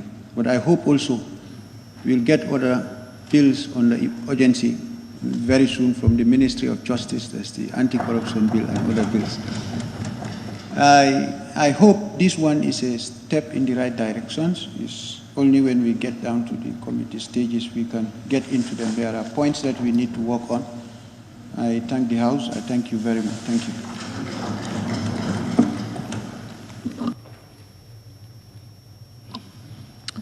Thank you very much, Honorable Member for Combo East.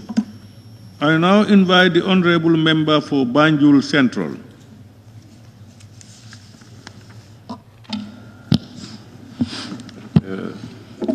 Thank you very much, Honorable Speaker.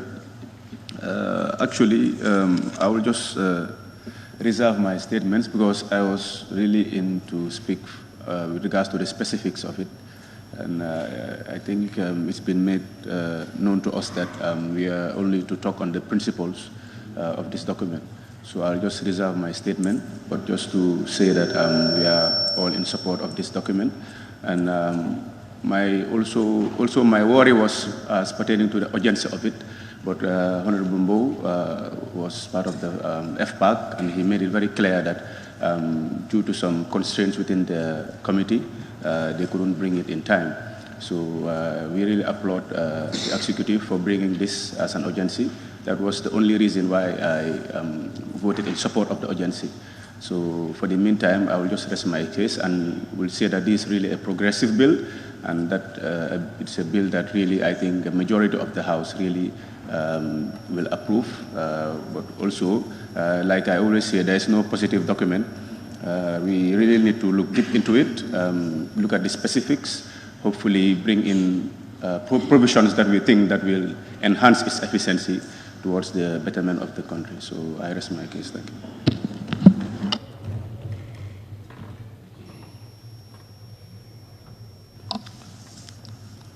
Thank you very much, Honorable Member for Banjul Central.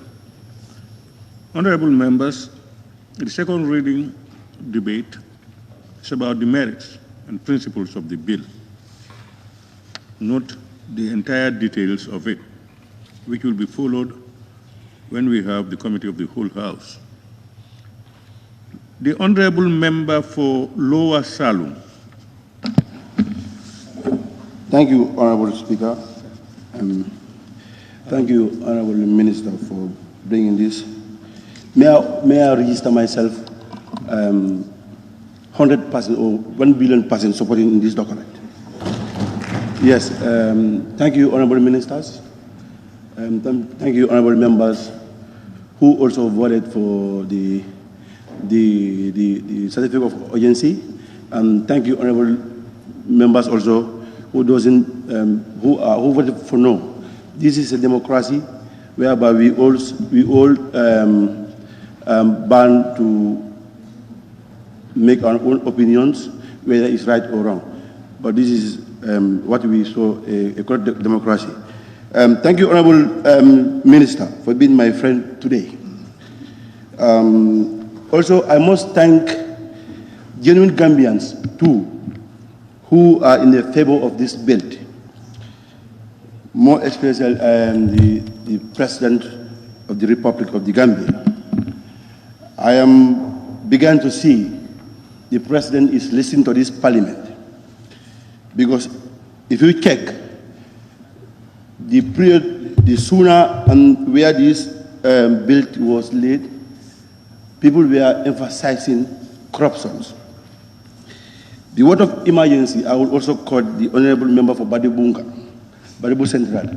He said it's an emergency because corruption is an emergency issue in the country, which is affecting day in, day out, the lives and the lives of the Gambian people. And also thank the ministry and his colleagues, thank Gambia participation. They also make their submissions on this issue. And also thank my intern who is helping me on the issues, on the research. Also thank Honorable Madi Jowade, who is an activist. He also said good things about this bill, and he has observations too. This is what we need. This country belongs to everybody. It not only belongs to the President of the Republic. If issues comes like this, each citizen, you have a role to play.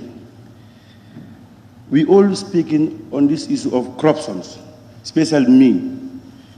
So if this bill comes to my table, I will support it 1,000,000,000%.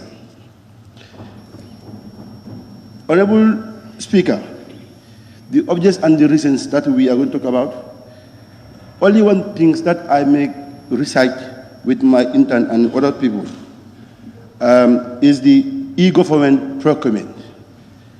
Honorable Speaker, there are countries who are doing it. I check on Africa because normally I don't go for these developing countries, Europe, America. I check countries who are doing it. My favorite country is Uganda because I have been to Uganda, and how Ugandese also people wants to move their economies toward developing their people and their lives, which takes me to go to Uganda as a reference. Honorable Speaker, the essence of this bill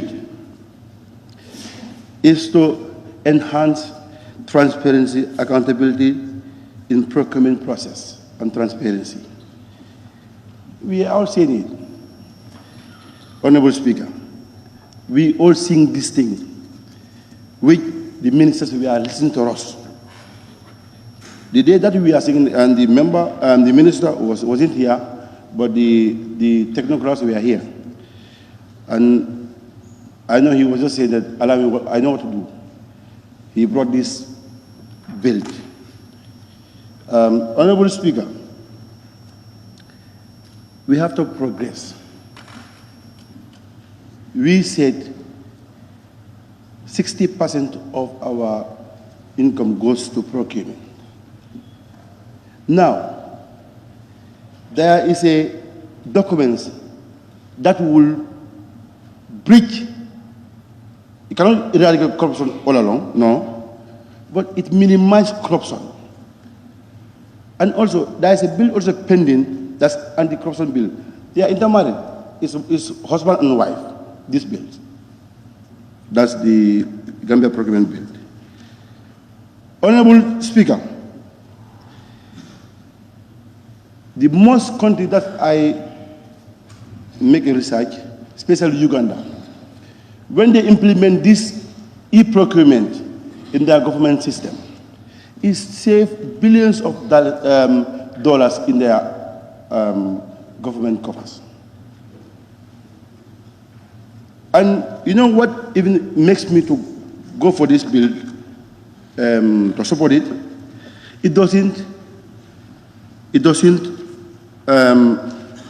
brings the entire government system, the local government, you understand, and the private and state-owned enterprises. We were saying government, there are huge of corruption in government, ministries, department, agencies. But go to local governments. Honorable Speaker, the member of Josuan give an example for Banjul contract, the way it was out. Honorable Speaker, that Banjul contract, we were here. How it goes, most of us knows it. No, the entire citizens cannot be satisfied on something. whoever you see, it has an objective and reservation towards that project. But I'm also saying there are many procurement that was done within this country, especially if you go to these local government councils. Honorable Speaker, they are collecting taxpayers' money. There's a big auction on the KMC procurement trucks, which I am entitled to know how that procurement goes. Because it's a taxpayer's money. Nobody is saying it. Now, if this bill comes to eradicate those corruptions, and who am I saying no to that? I won't say it. I will support it. Because we cannot put people in a particular position just to enrich themselves at a period of time. No. 60% of Gambians are not in that office, or in fact 80%. Honorable Speaker. So if this bill come to eradicate or to minimize corruptions, I would say, Honorable Minister, thank you very much. Honorable Speaker, the success part of this bill, if it's going to be implemented, the entire procurement will be feasible to those Gambian people, how it goes, how the contract was awarded, things like that. But for instance, a typical example, you want to board an air ticket. You're going for, how to call it, internet is more cheaper than going to the agencies. There was a scandal also made in 2017 where a minister, they bought an air ticket of, how to call it, hundreds of thousands. We had it. So if this bill comes to address those issues, Honorable Speaker, we are all representing our people, the poor farmers down there, the poor vendors down there. We need to support it 100%. Because it's part of reform of the policy of the government. That I voted for the president to make reform on our institutions, the economics, etc., etc. Honorable Speaker, it's a good step which we are expecting, and the Gambia participants also made their observations on the issues, which, if it comes to the committee of the whole house, where we are going to, I will also try to put it to the minister, if it's applicable, then we can go for an amendment. In fact, there are many bodies, conventions, which we are signatory. The African Union Conventions preventing from combating corruption. They are in this, they are in line with this document, this e-government procurement. The United Nations Convention against corruption. They are all talking about corruption. So now, if this bill comes to minimize those things within our country or within Africa, and we are signatory to those bodies, are we there to say no to this bill?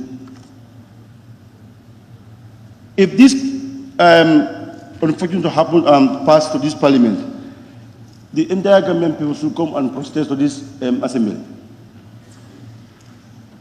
Yes, because every day, in and out, there are many scandals in places which normal citizens are not aware even how to, where that money is spent.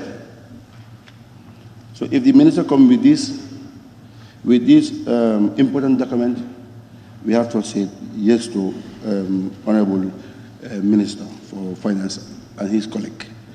Honorable Speaker, it has an advantage in our economy, in fact.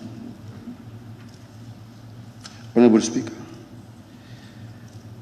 the member for Upper Salem, he mentioned many things and the importance of the bill, which I also, when I make a research, my favorite country, that's Uganda, I found the advantage of this e-government procurement. It can also, it can also control the corruptions. It can help the ministry on budgeting the year out of budget, of government budget, and easy vendor management also.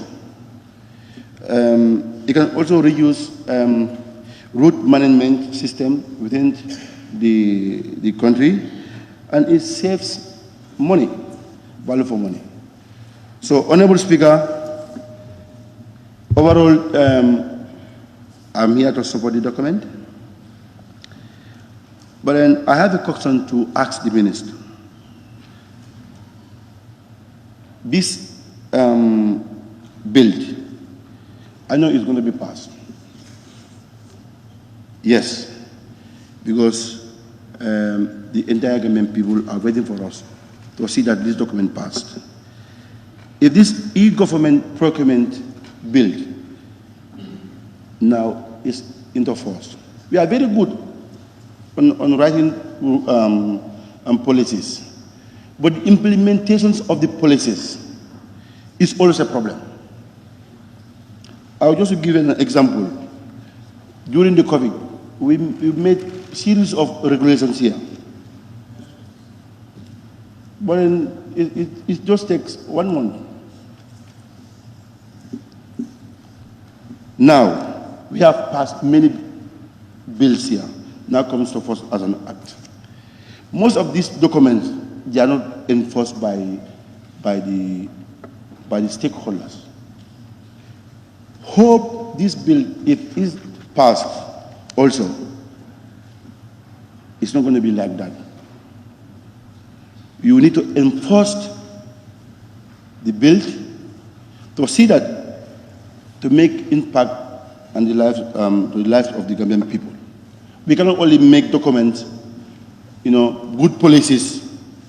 From there, then we just park it at the library with dust. We will never implement it. What's the essence? Many of us, we are saying, how to call it, why the urgency?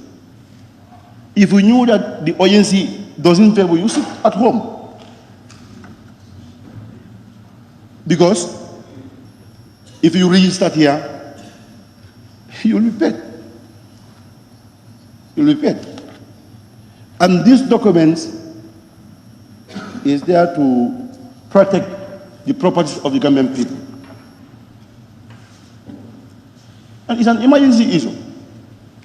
Because everybody is saying corruption.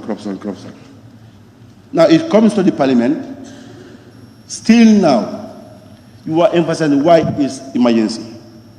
And we are all singing emergency every day here. Then you sit at home, don't sign on our registration. Because if you don't act on it, you are owing Gambian people. You cannot be, this corruption has to be, we have to eradicate it from this parliament, going to the other agencies and ministries. Example 2, this internal parliament, there is an agreement between the office of the clerk, I don't know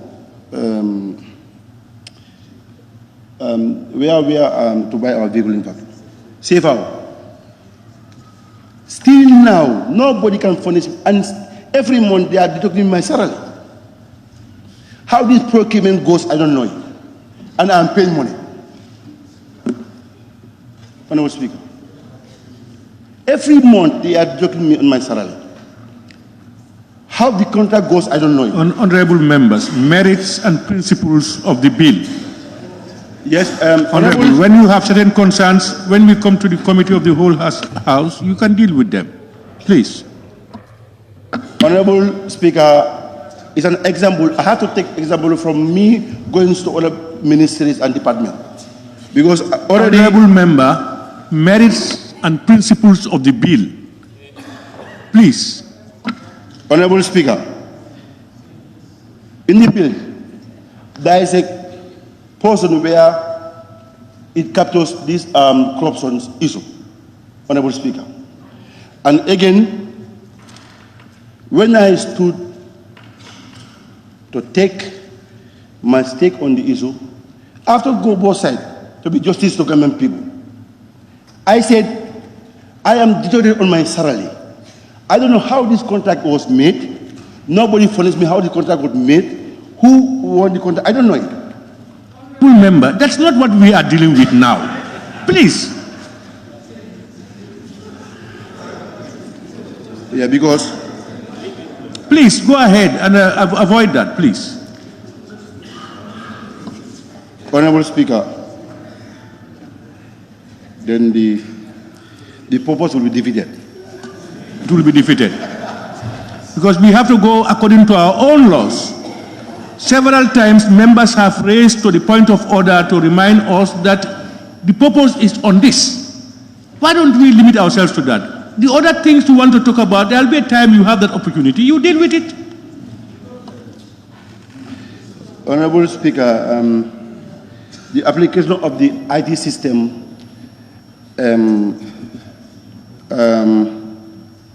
also through the procurement transformation program that innovate the overall government goals of transparency comes back again. If ourselves we are not transparent, so what others? So on that note, Honorable Speaker, I will take my charge and my chair. But then you allow members also to reiterate on their points, whereby it will help you and help me and people who are watching me out, Honorable Speaker. Because I cannot give an example to an institution or a ministry and leave Parliament as a whole. I can't do that. I am saying this, and I will say it. And nobody can stop me of saying it, Honorable Speaker. With due respect. Honorable member, please sit down. Honorable member, this is my last chance with you. It has to be reciprocated. Where you want to be respected, you also have to respect people. Please. This is not made by me or any other person. We agreed on our own regulations here. If you think they are not good enough, let's change them. But as much as possible, we should all go according to the regulations. No exceptions. And I don't want a repetition again, please. Okay.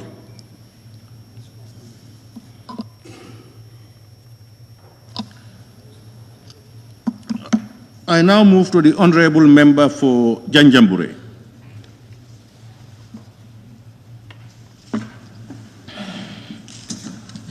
Thank you very much, Honorable Speaker, and thank you, Honorable Minister, for tabling this bill. But again, I think it is also important to bring our arguments forward. One might not be against tabling the bill here today, but we think the process that is being taken it seems to be a bit conflicting. And the reason why I said the process is a bit conflicting, we think we have a FPAC select committee within the National Assembly, and before we will have a bill table before us, it will be important to refer such a bill to that particular select committee for review and scrutiny, and as well as for us to be well informed on a particular document.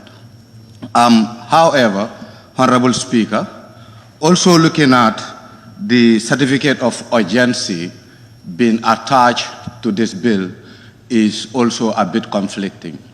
And the reason being, we think as much as most of the members here has alluded that the purpose of this bill is to help in eradicating corruption, we would have actually preferred to bring the anti-corruption bill forward before the GPPA bill.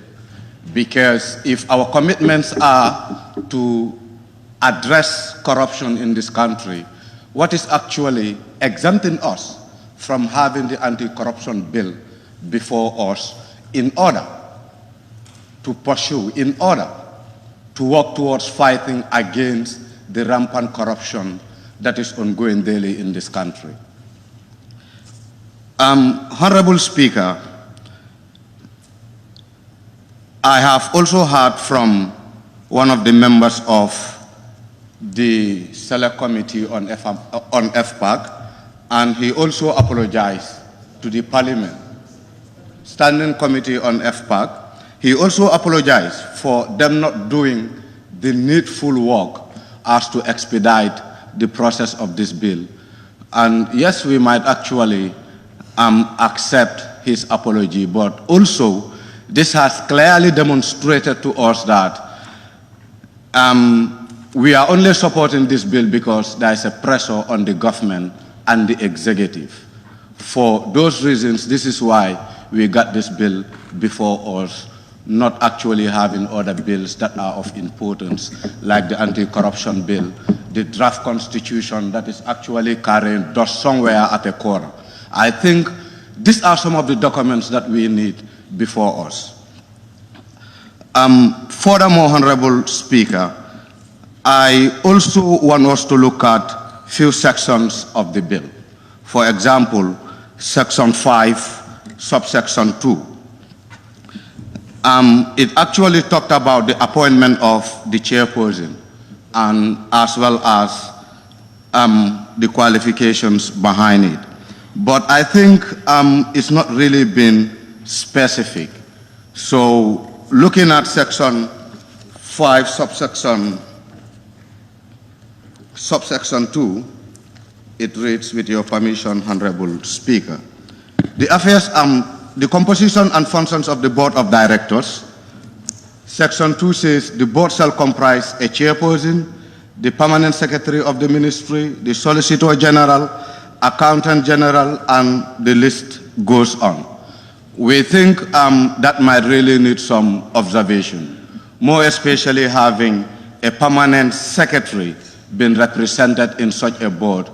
One might recommend that if we can have the anti-corruption commissioner to represent in this board than having a permanent secretary to be in this board.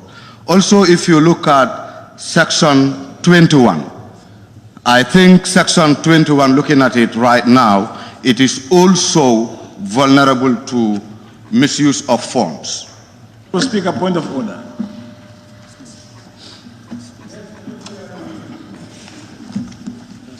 Of order, please. Yes, Honorable Speaker. Quick one, member. Clause 67, point of order, second reading. On a motion being moved that the bill be read second time, the general merits and principle of the bill may be debated. Let the honorable member knows that we are only debating on the principle and merit of the bill, not the substantial element of the bill. That can be dealt at the committee stage. Thank you so much. Honorable members, I think this is about many times that we ourselves go to remind ourselves of what is obtained in our own regulations. Why don't we wait for appropriate times to deal with those issues? If we feel our regulations are not conducive enough, let's revisit it and make it the way best for us that we are going to be able to be more effective. But until then, let's manage to go by the dictates of our own regulations. Honorable member, take note and continue. Well noted, Honorable Speaker. And I think I will still take my stance for the reason that I think I'm making some of my points on principles. and I wouldn't really go against the rules of the Parliament. So as such, I would definitely like to progress.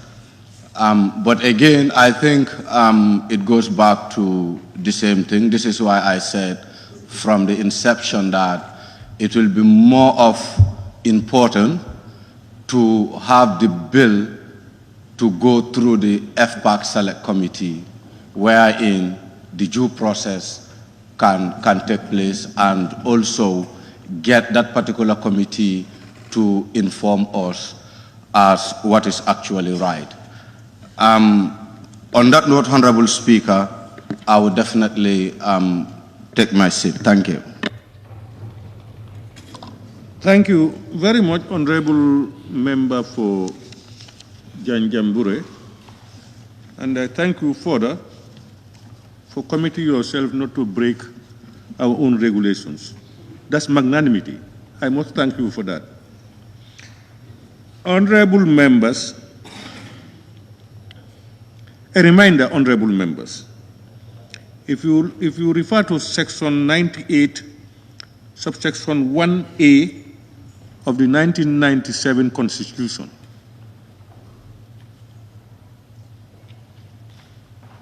it says the Speaker shall summon a sitting of the National Assembly, one, when requested to do so by the President.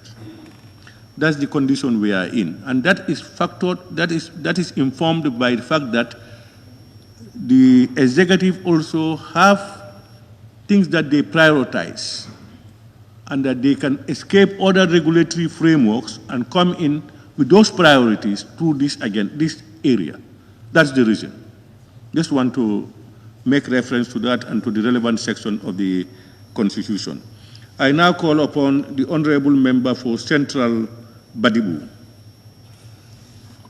Thank you, Honorable Speaker. Honorable Speaker, I would like to give my contribution to the object and reason of this bill. Honorable Speaker, it's unfortunate that this bill is coming today.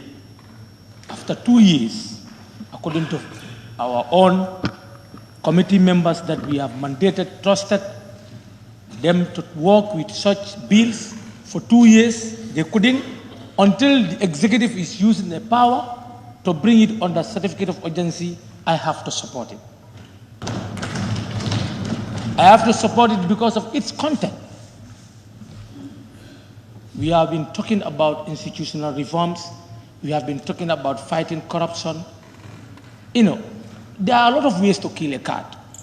If you use the other way Parliament committee failed, the executive, there is another way that the executive can use. Who are we to say no to that?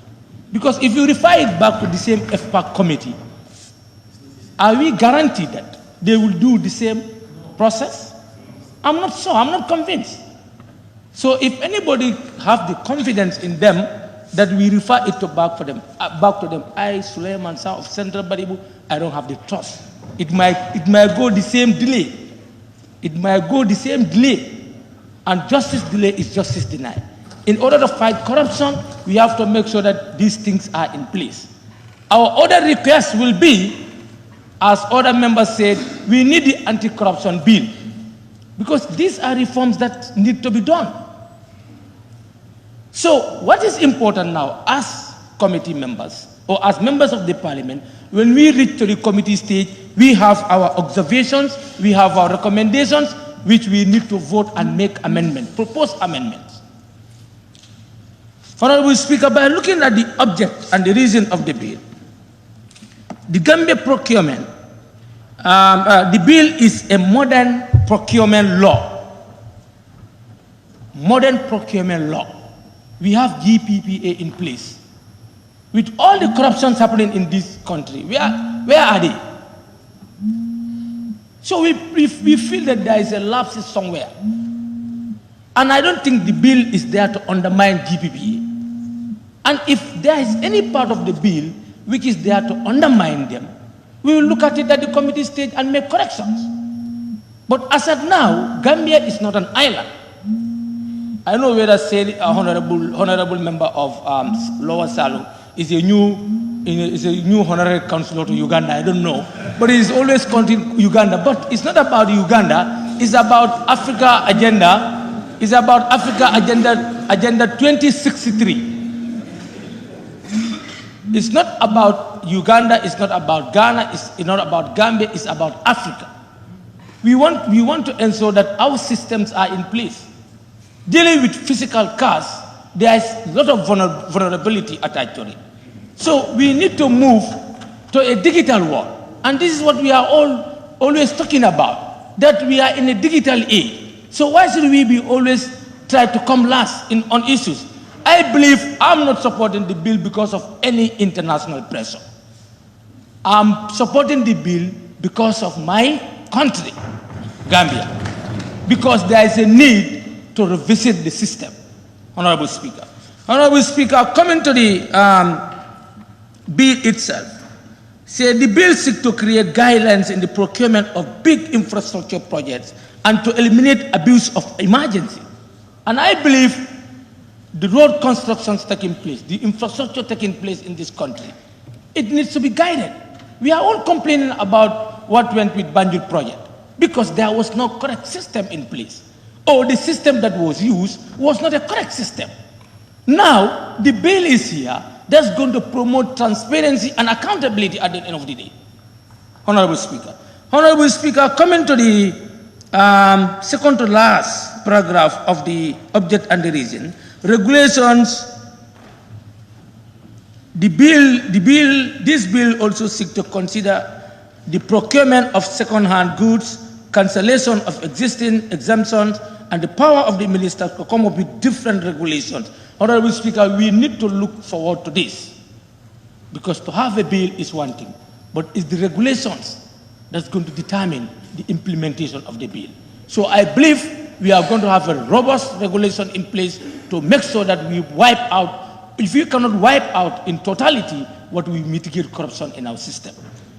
Honorable Speaker, coming to the bill, the same paragraph, is going to create the rules of procurement for central government, local government, parastatals or state-owned enterprises, private bodies, and other entities managing public funds. So there is no exceptional as far as this bill is concerned. And we all know that we have leakages all over. You go to our councils all over the country.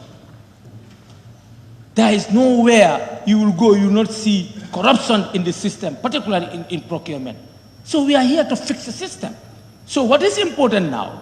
I don't blame members to say we have to go through a process. They are entitled to their opinion, and this is what they believe in. I respect their opinion, but we have been wasting a lot of time. Let's look at it.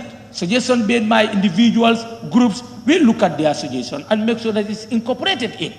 And we forge ahead. Honorable Speaker, when we say never again mantra, it doesn't only mean the killings. Never again mantra needs to go with financial disciplines too. There are a lot of financial indiscipline that occur in this country, from Algali Commission to Jane Commission. So we must have a way out. And it's all, towards procurement. So I think this is a right step in the right direction. I believe, honorable members, when we reach at the committee stage, we'll look into some of these things and, come up with a better law for our country. I thank everybody for your kind attention. Thank you very much, Honorable Member for Central Badibu. Honorable Member, I think you were in the minds of the drafters of these standing orders. When you said what you just said, I think you are more than right in what you said. In fact, why I said that is, if you go to section 77.3 of the standing orders, the Assembly itself has denied itself the right to commit this bill to any of the committees because of your concerns, whether the same thing could not happen again. Two, because it is under a certificate of urgency. 77.3 reads, a bill to which a certificate of urgency attaches may be proceeded with throughout all the stages and the Assembly shall not be counted out or adjourned, except upon a motion made by the Vice President or a minister in charge of the bill, until such bill has been read the third time. Because of your concerns, that's why this clause, I'm sure members who drafted this thing put it there, so that we no longer can use a delaying tactic or whatever to prevent it from being heard. If it is hard, you can reject it if it is no good. I think that spirit is excellent. And we are great, and we can all associate ourselves with that regulation, that we are regulating ourselves for the good of this country. That's what it indicates. Otherwise, we could have still used those powers and then still delay it. But in the interest of the country, I think the drafters and those who were involved had the Gambia first, and they did well. Honorable member. You are not part of the debate. Honorable member, you must differentiate between debate and points. This is your second time. You differentiate between debate. As chairing this occasion as speaker, you must differentiate between debates. Whom am I debating with? I am in control of your regulations to interpret it and to express it to you. That I should do. That is not debate. Please. You want me to just be saying yes, quite? I am a member of parliament, you must remember. But I am only caring, I am not debating. And as much as possible, I will try to guide this assembly to the best for the good of the country. Not on any sides. Please. Honorable member for Serekunda West. I'm your senior. Thank you very much, Honorable Speaker. Honorable Speaker, extraordinary sessions are in line with the Constitution. But the government of this country and the President, H.E. Adama Barrow, should also be aware that every sitting of this House cost taxpayers $1.4 million. Within a space of 1 week, this House is pocketing $2.9 million. So we have to be very careful the way we spend our limited resources. This extraordinary session could have been avoided. Honorable Speaker, the bill, I have no issues with it. It's a very good bill, progressive. My only problem is calling it under this kind of a circumstance and spending taxpayers' money. But if you go to section 24, as many members have alluded to, it talks about taking care of frauds, corruptions, and so on. But this bill could only complement corruption. The only bill that should take care of corruption is the anti-corruption bill. And this is where the government should step in. The anti-corruption bill, this is just a complement to it. This is only talking about a section. My friends. Honorable members, please allow the honorable member to continue. Thank you, Honorable Speaker, but I'm an experienced person and they cannot detract me from what I'm going to say. Not possible. I'm a veteran. Honorable Speaker, like I said, section 24 is talking of fraud, corruption, and so on. That makes it beautiful.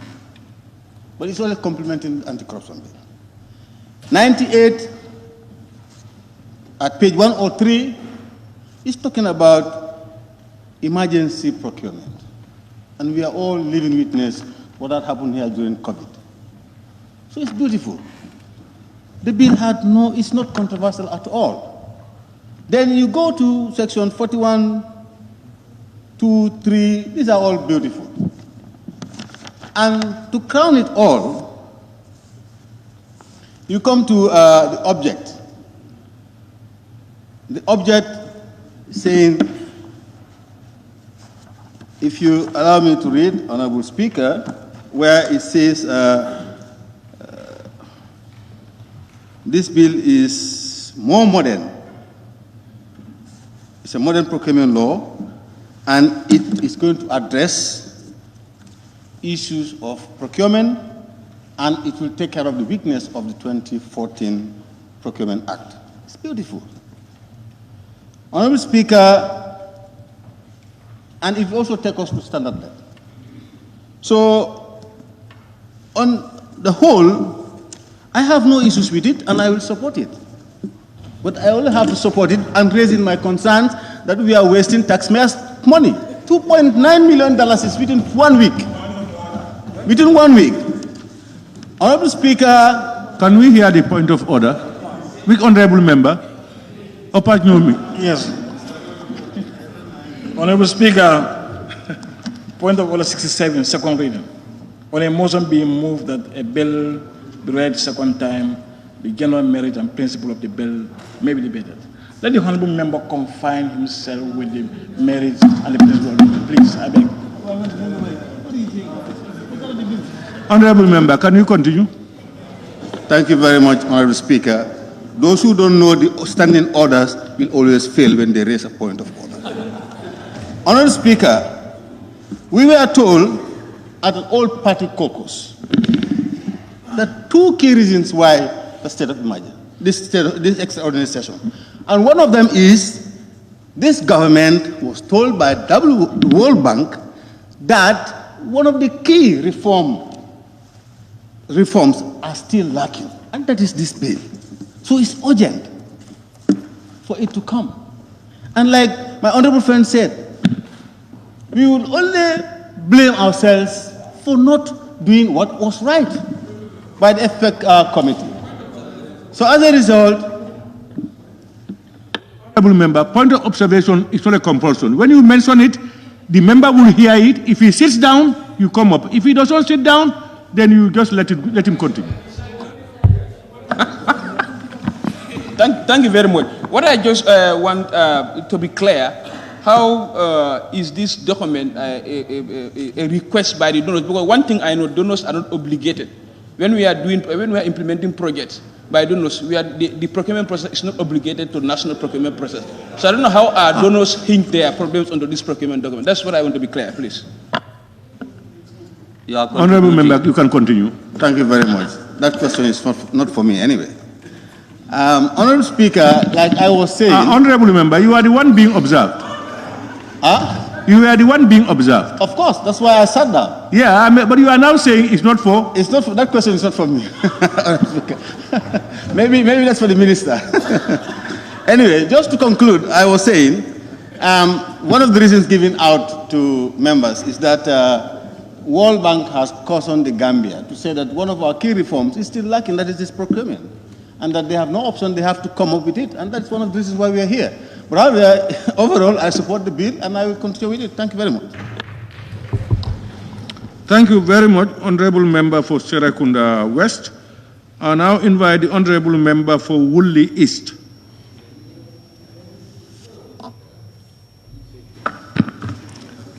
Okay, thank you very much, Honorable Speaker,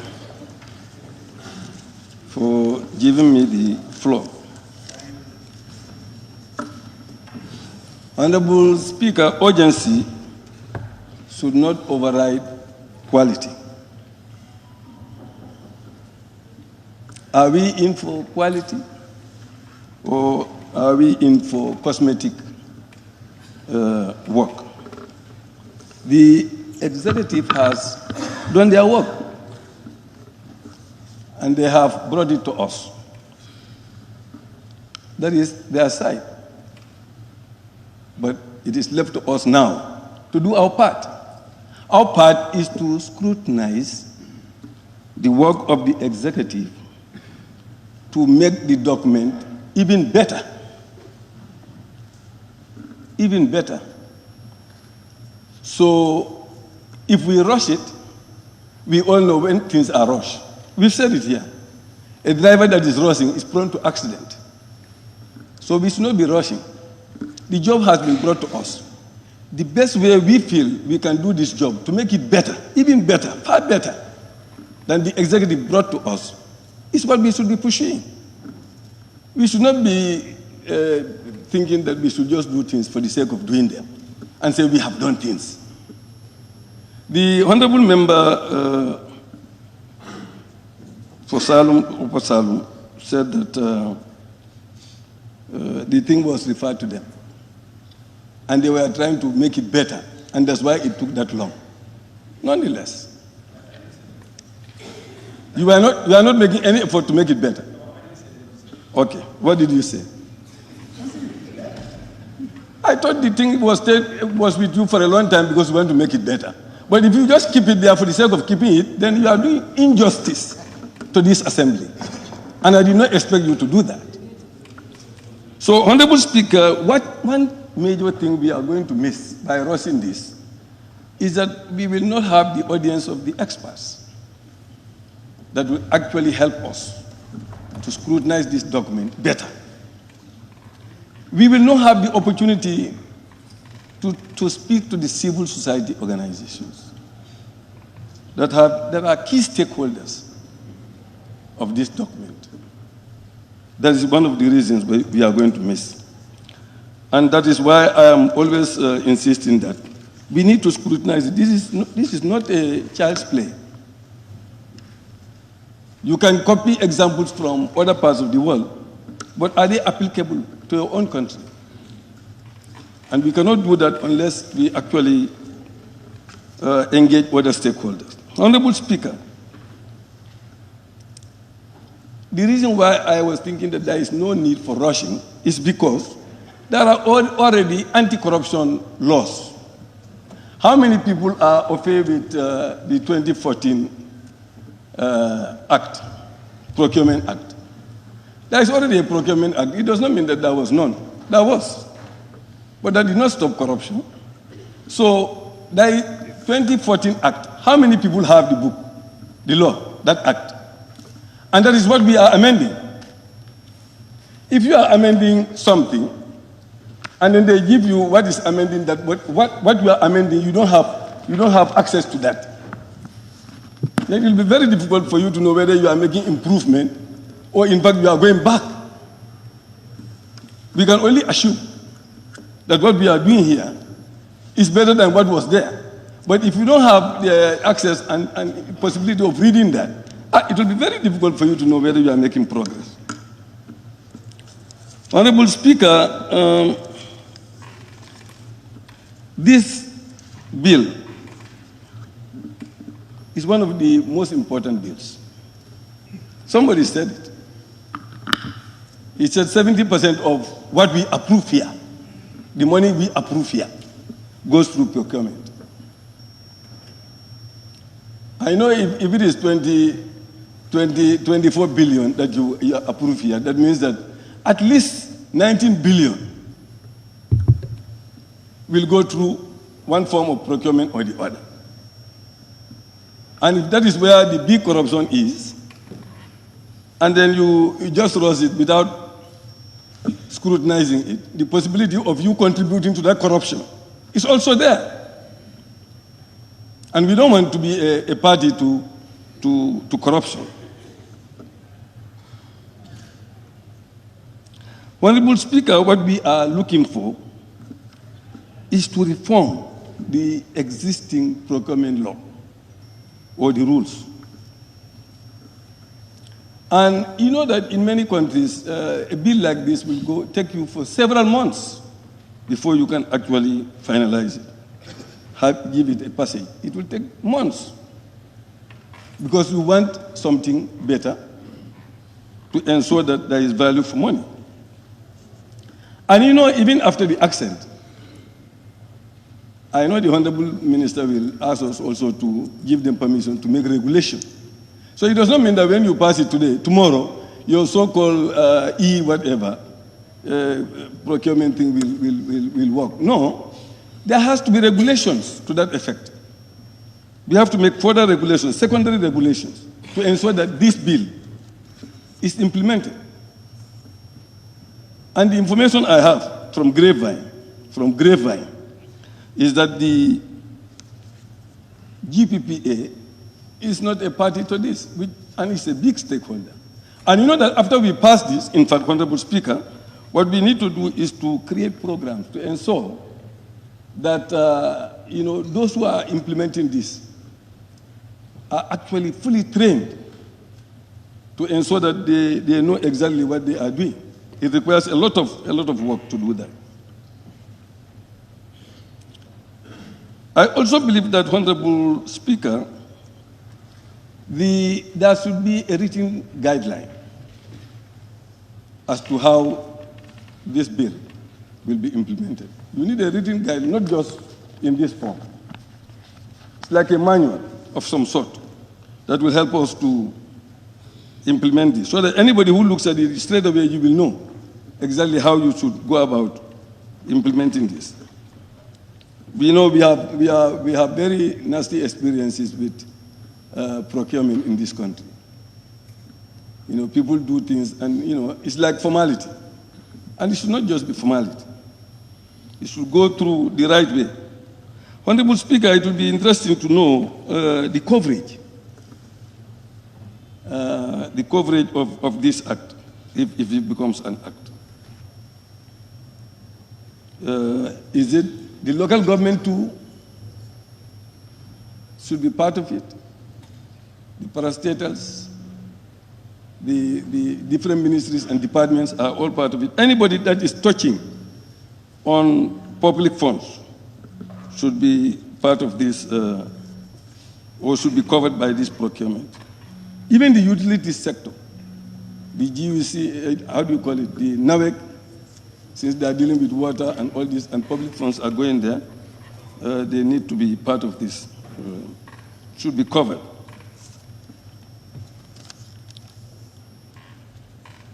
Honorable Speaker, we said we are looking for value for money. Value for money. I know there are many merits there, but the main thing for this procurement is to have value for money.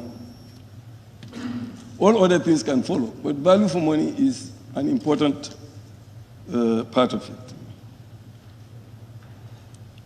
And I know that, the former one, I'm not very sure, but I know health, should be given preference in the procurement sector because it is a crucial area.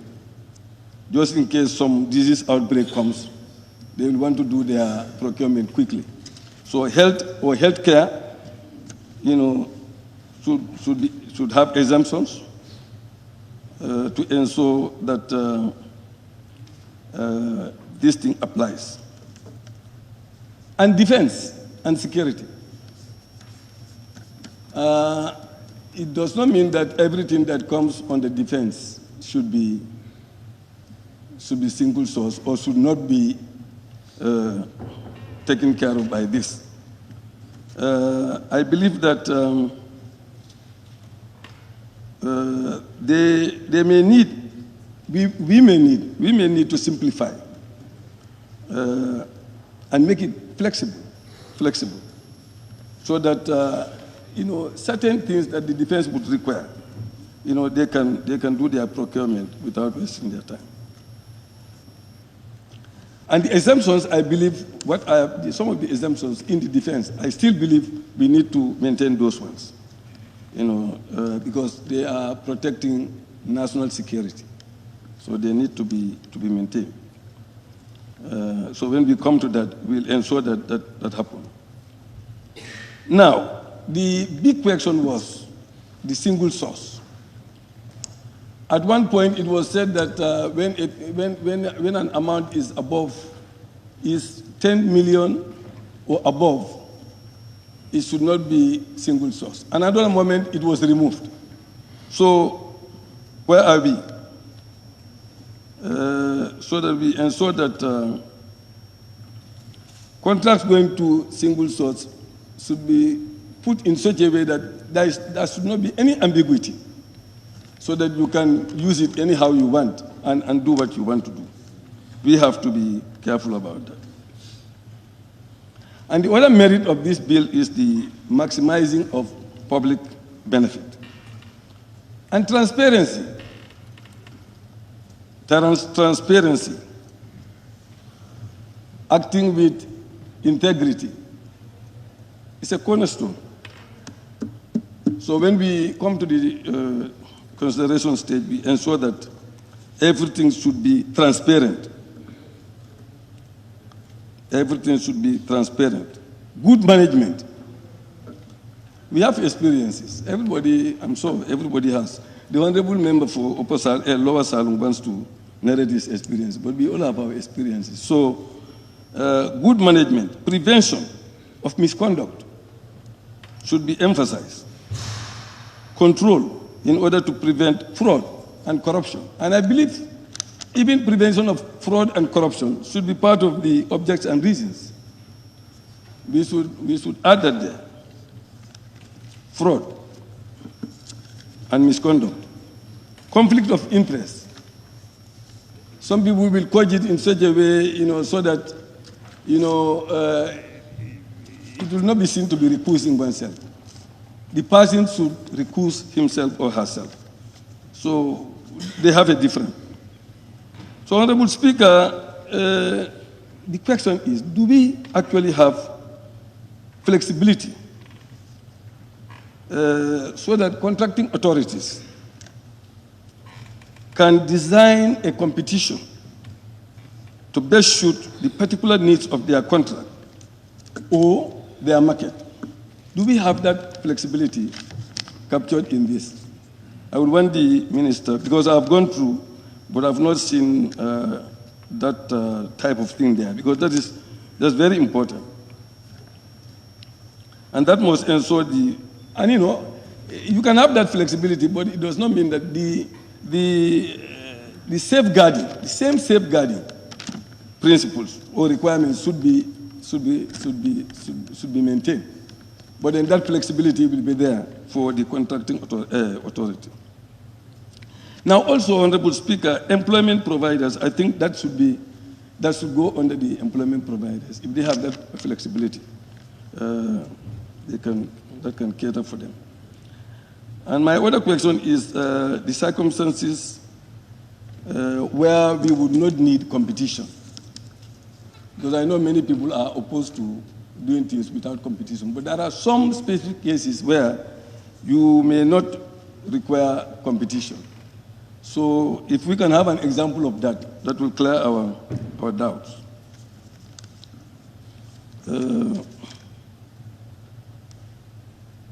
Honorable Speaker, my last thing is that, my opinion, is that the bill that was given to us in 2020 is not exactly the same bill that is before us, even though a honorable member of the FPAC said so. Because I looked through the two bills. You did not say anything then. Okay, then I apologize if you did not say. He said there are some. No, I know, that's what he said. But he said there are no significant differences. Honorable member, you direct your questions to me, not to the honorable members on the floor. No, I'm not directing it to him. Yes, you seem to be directing the question to him and waiting for his answer. No, Honorable Speaker, Honorable Speaker. That's what I said, Honorable Speaker. So my question is direct to the Honorable Speaker, that the 2020 bill is slightly different from the 2022 bill, as I went through. And under normal circumstances, when you make changes, you should go and gazette that bill before you bring it here. But since the executive is in a hurry to make it go, they don't want to go through all that process. So they come with a certificate of agency. My opinion, Honorable Speaker.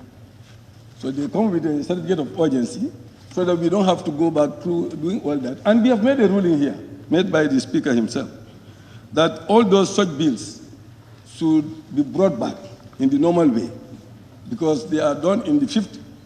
Now this one is the 6th. So therefore, that is the opinion that I hold on that.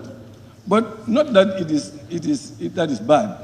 But I'm saying we are missing the opportunity to do the work that we are supposed to do. If the member of EPAC knows that they have done a lot of work on this. From the time he got this, he could have quickly given us some of their recommendations so that we are in the know. I did not get anything from him. You know, Honorable, don't direct your questions to me. Honorable, so that I did not receive anything from FPAC regarding their recommendations. So that will not help us in any way as we do this work. So that should not be part of the debate. On that note, Honorable Speaker, I thank you and thank the Minister for Finance for bringing this most important bill before us. Thank you. Thank you, Honorable Member for Woolly East. Honorable members, if people want to distract you, usually what you do, ignore them. But when somebody wants to do, and then you respond, you pose a question to him, he will respond, and then we are back. Honorable, I now call upon the Honorable Member for Basse.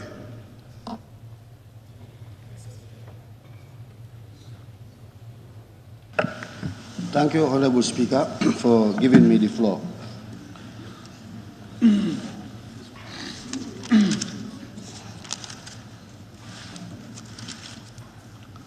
Honorable Speaker, first of all, I have to say good morning to or afternoon to the Minister of Finance and other ministers who are present, and also to the GPPA Director and his senior staffs and GCCI members who are present here.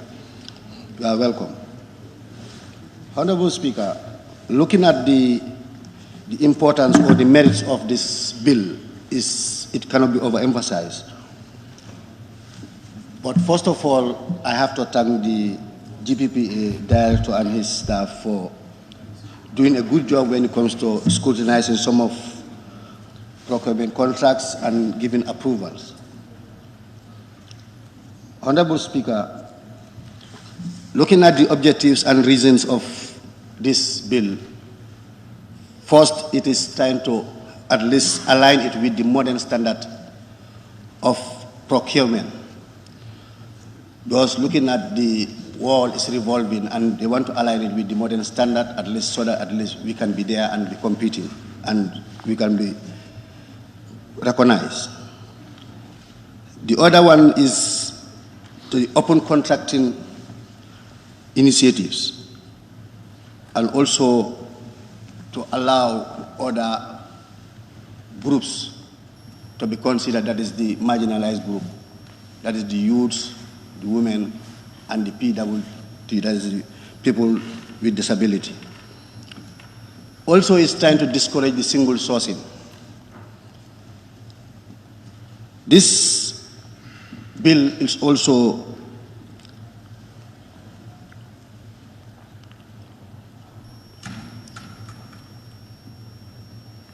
creating rules for procurement for the central government, local government, parastatals owned enterprise, private bodies, and other entities managing public funds. Honorable Speaker, the most important thing is this bill is also looking at the e-procurement, which is trying to reduce the interference of human nature in it.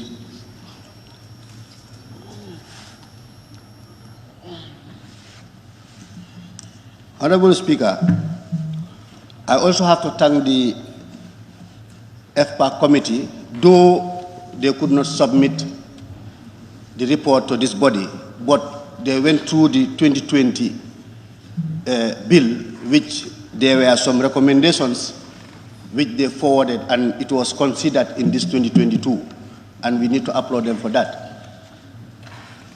And it is better late than never. So this bill is here for us to move ahead. Honorable Speaker, going to page 13, section 3.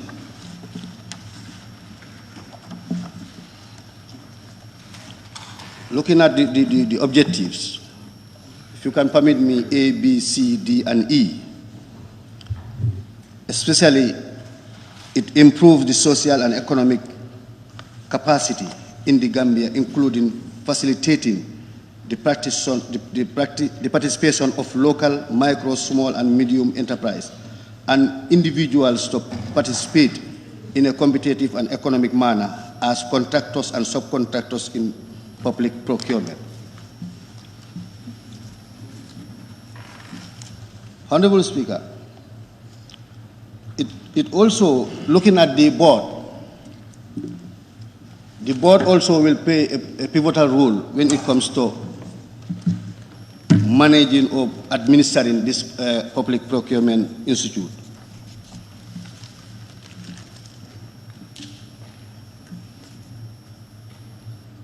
There is a recommendation by the FPAC which was put forward when it comes to the membership of the board.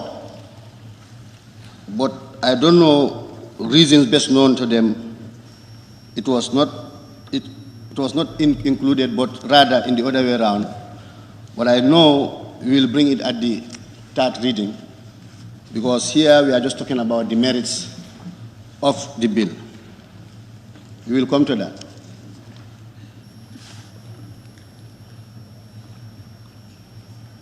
Honorable Speaker, looking at page 14, section 5,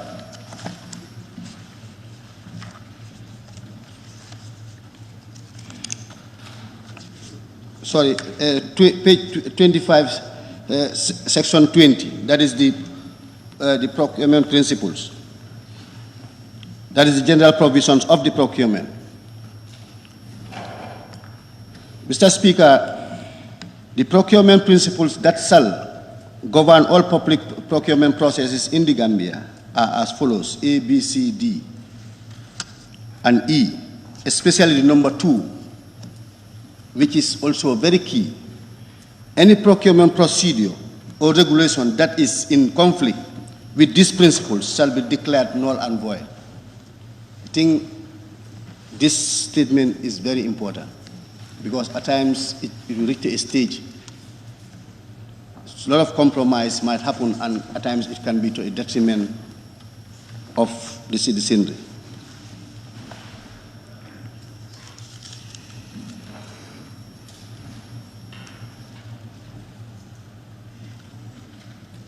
Honorable Speaker, as the Honorable Member for Upper Salem, Honorable Ajimbo, alluded, the domestic preference, looking at number 1, which reads as,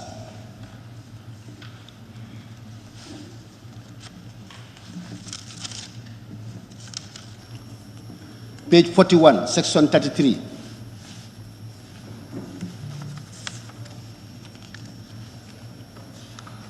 That is number 1.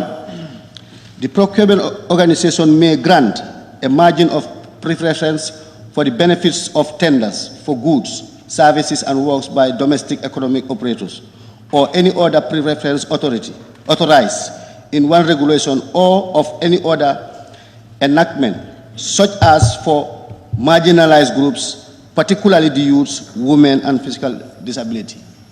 I iterated. I think this bill is trying to discourage the gender balance, which should be considered, and also try to allow all participants to be on board, to give them the room also to participate when it comes to this procurement.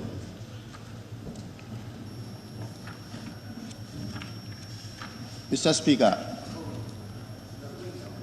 I really thank, or I will also join the members of this assembly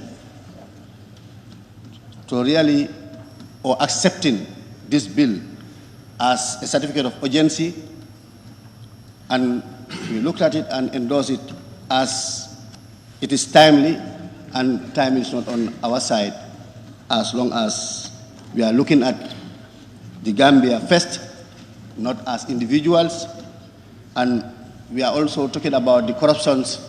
Maybe this might minimize it, and I see no reason why it should be delayed.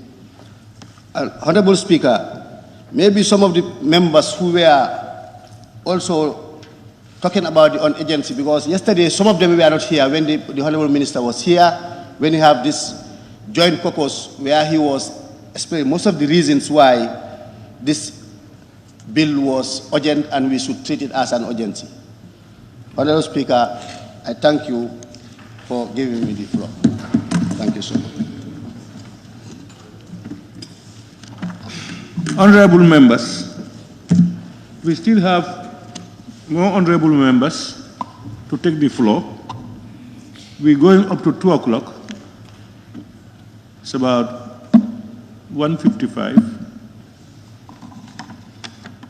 I want us to suspend, go for prayers and lunch, and come back within an hour. I was moving, I thought we were going to finish those members who want to take the floor. But it is gradually increasing and increasing. So I think we can go for 1 hour. That is, it's almost going 2 o'clock. By 3 o'clock, let's try to be here and begin work. So the House now stands suspended until 1500 hours.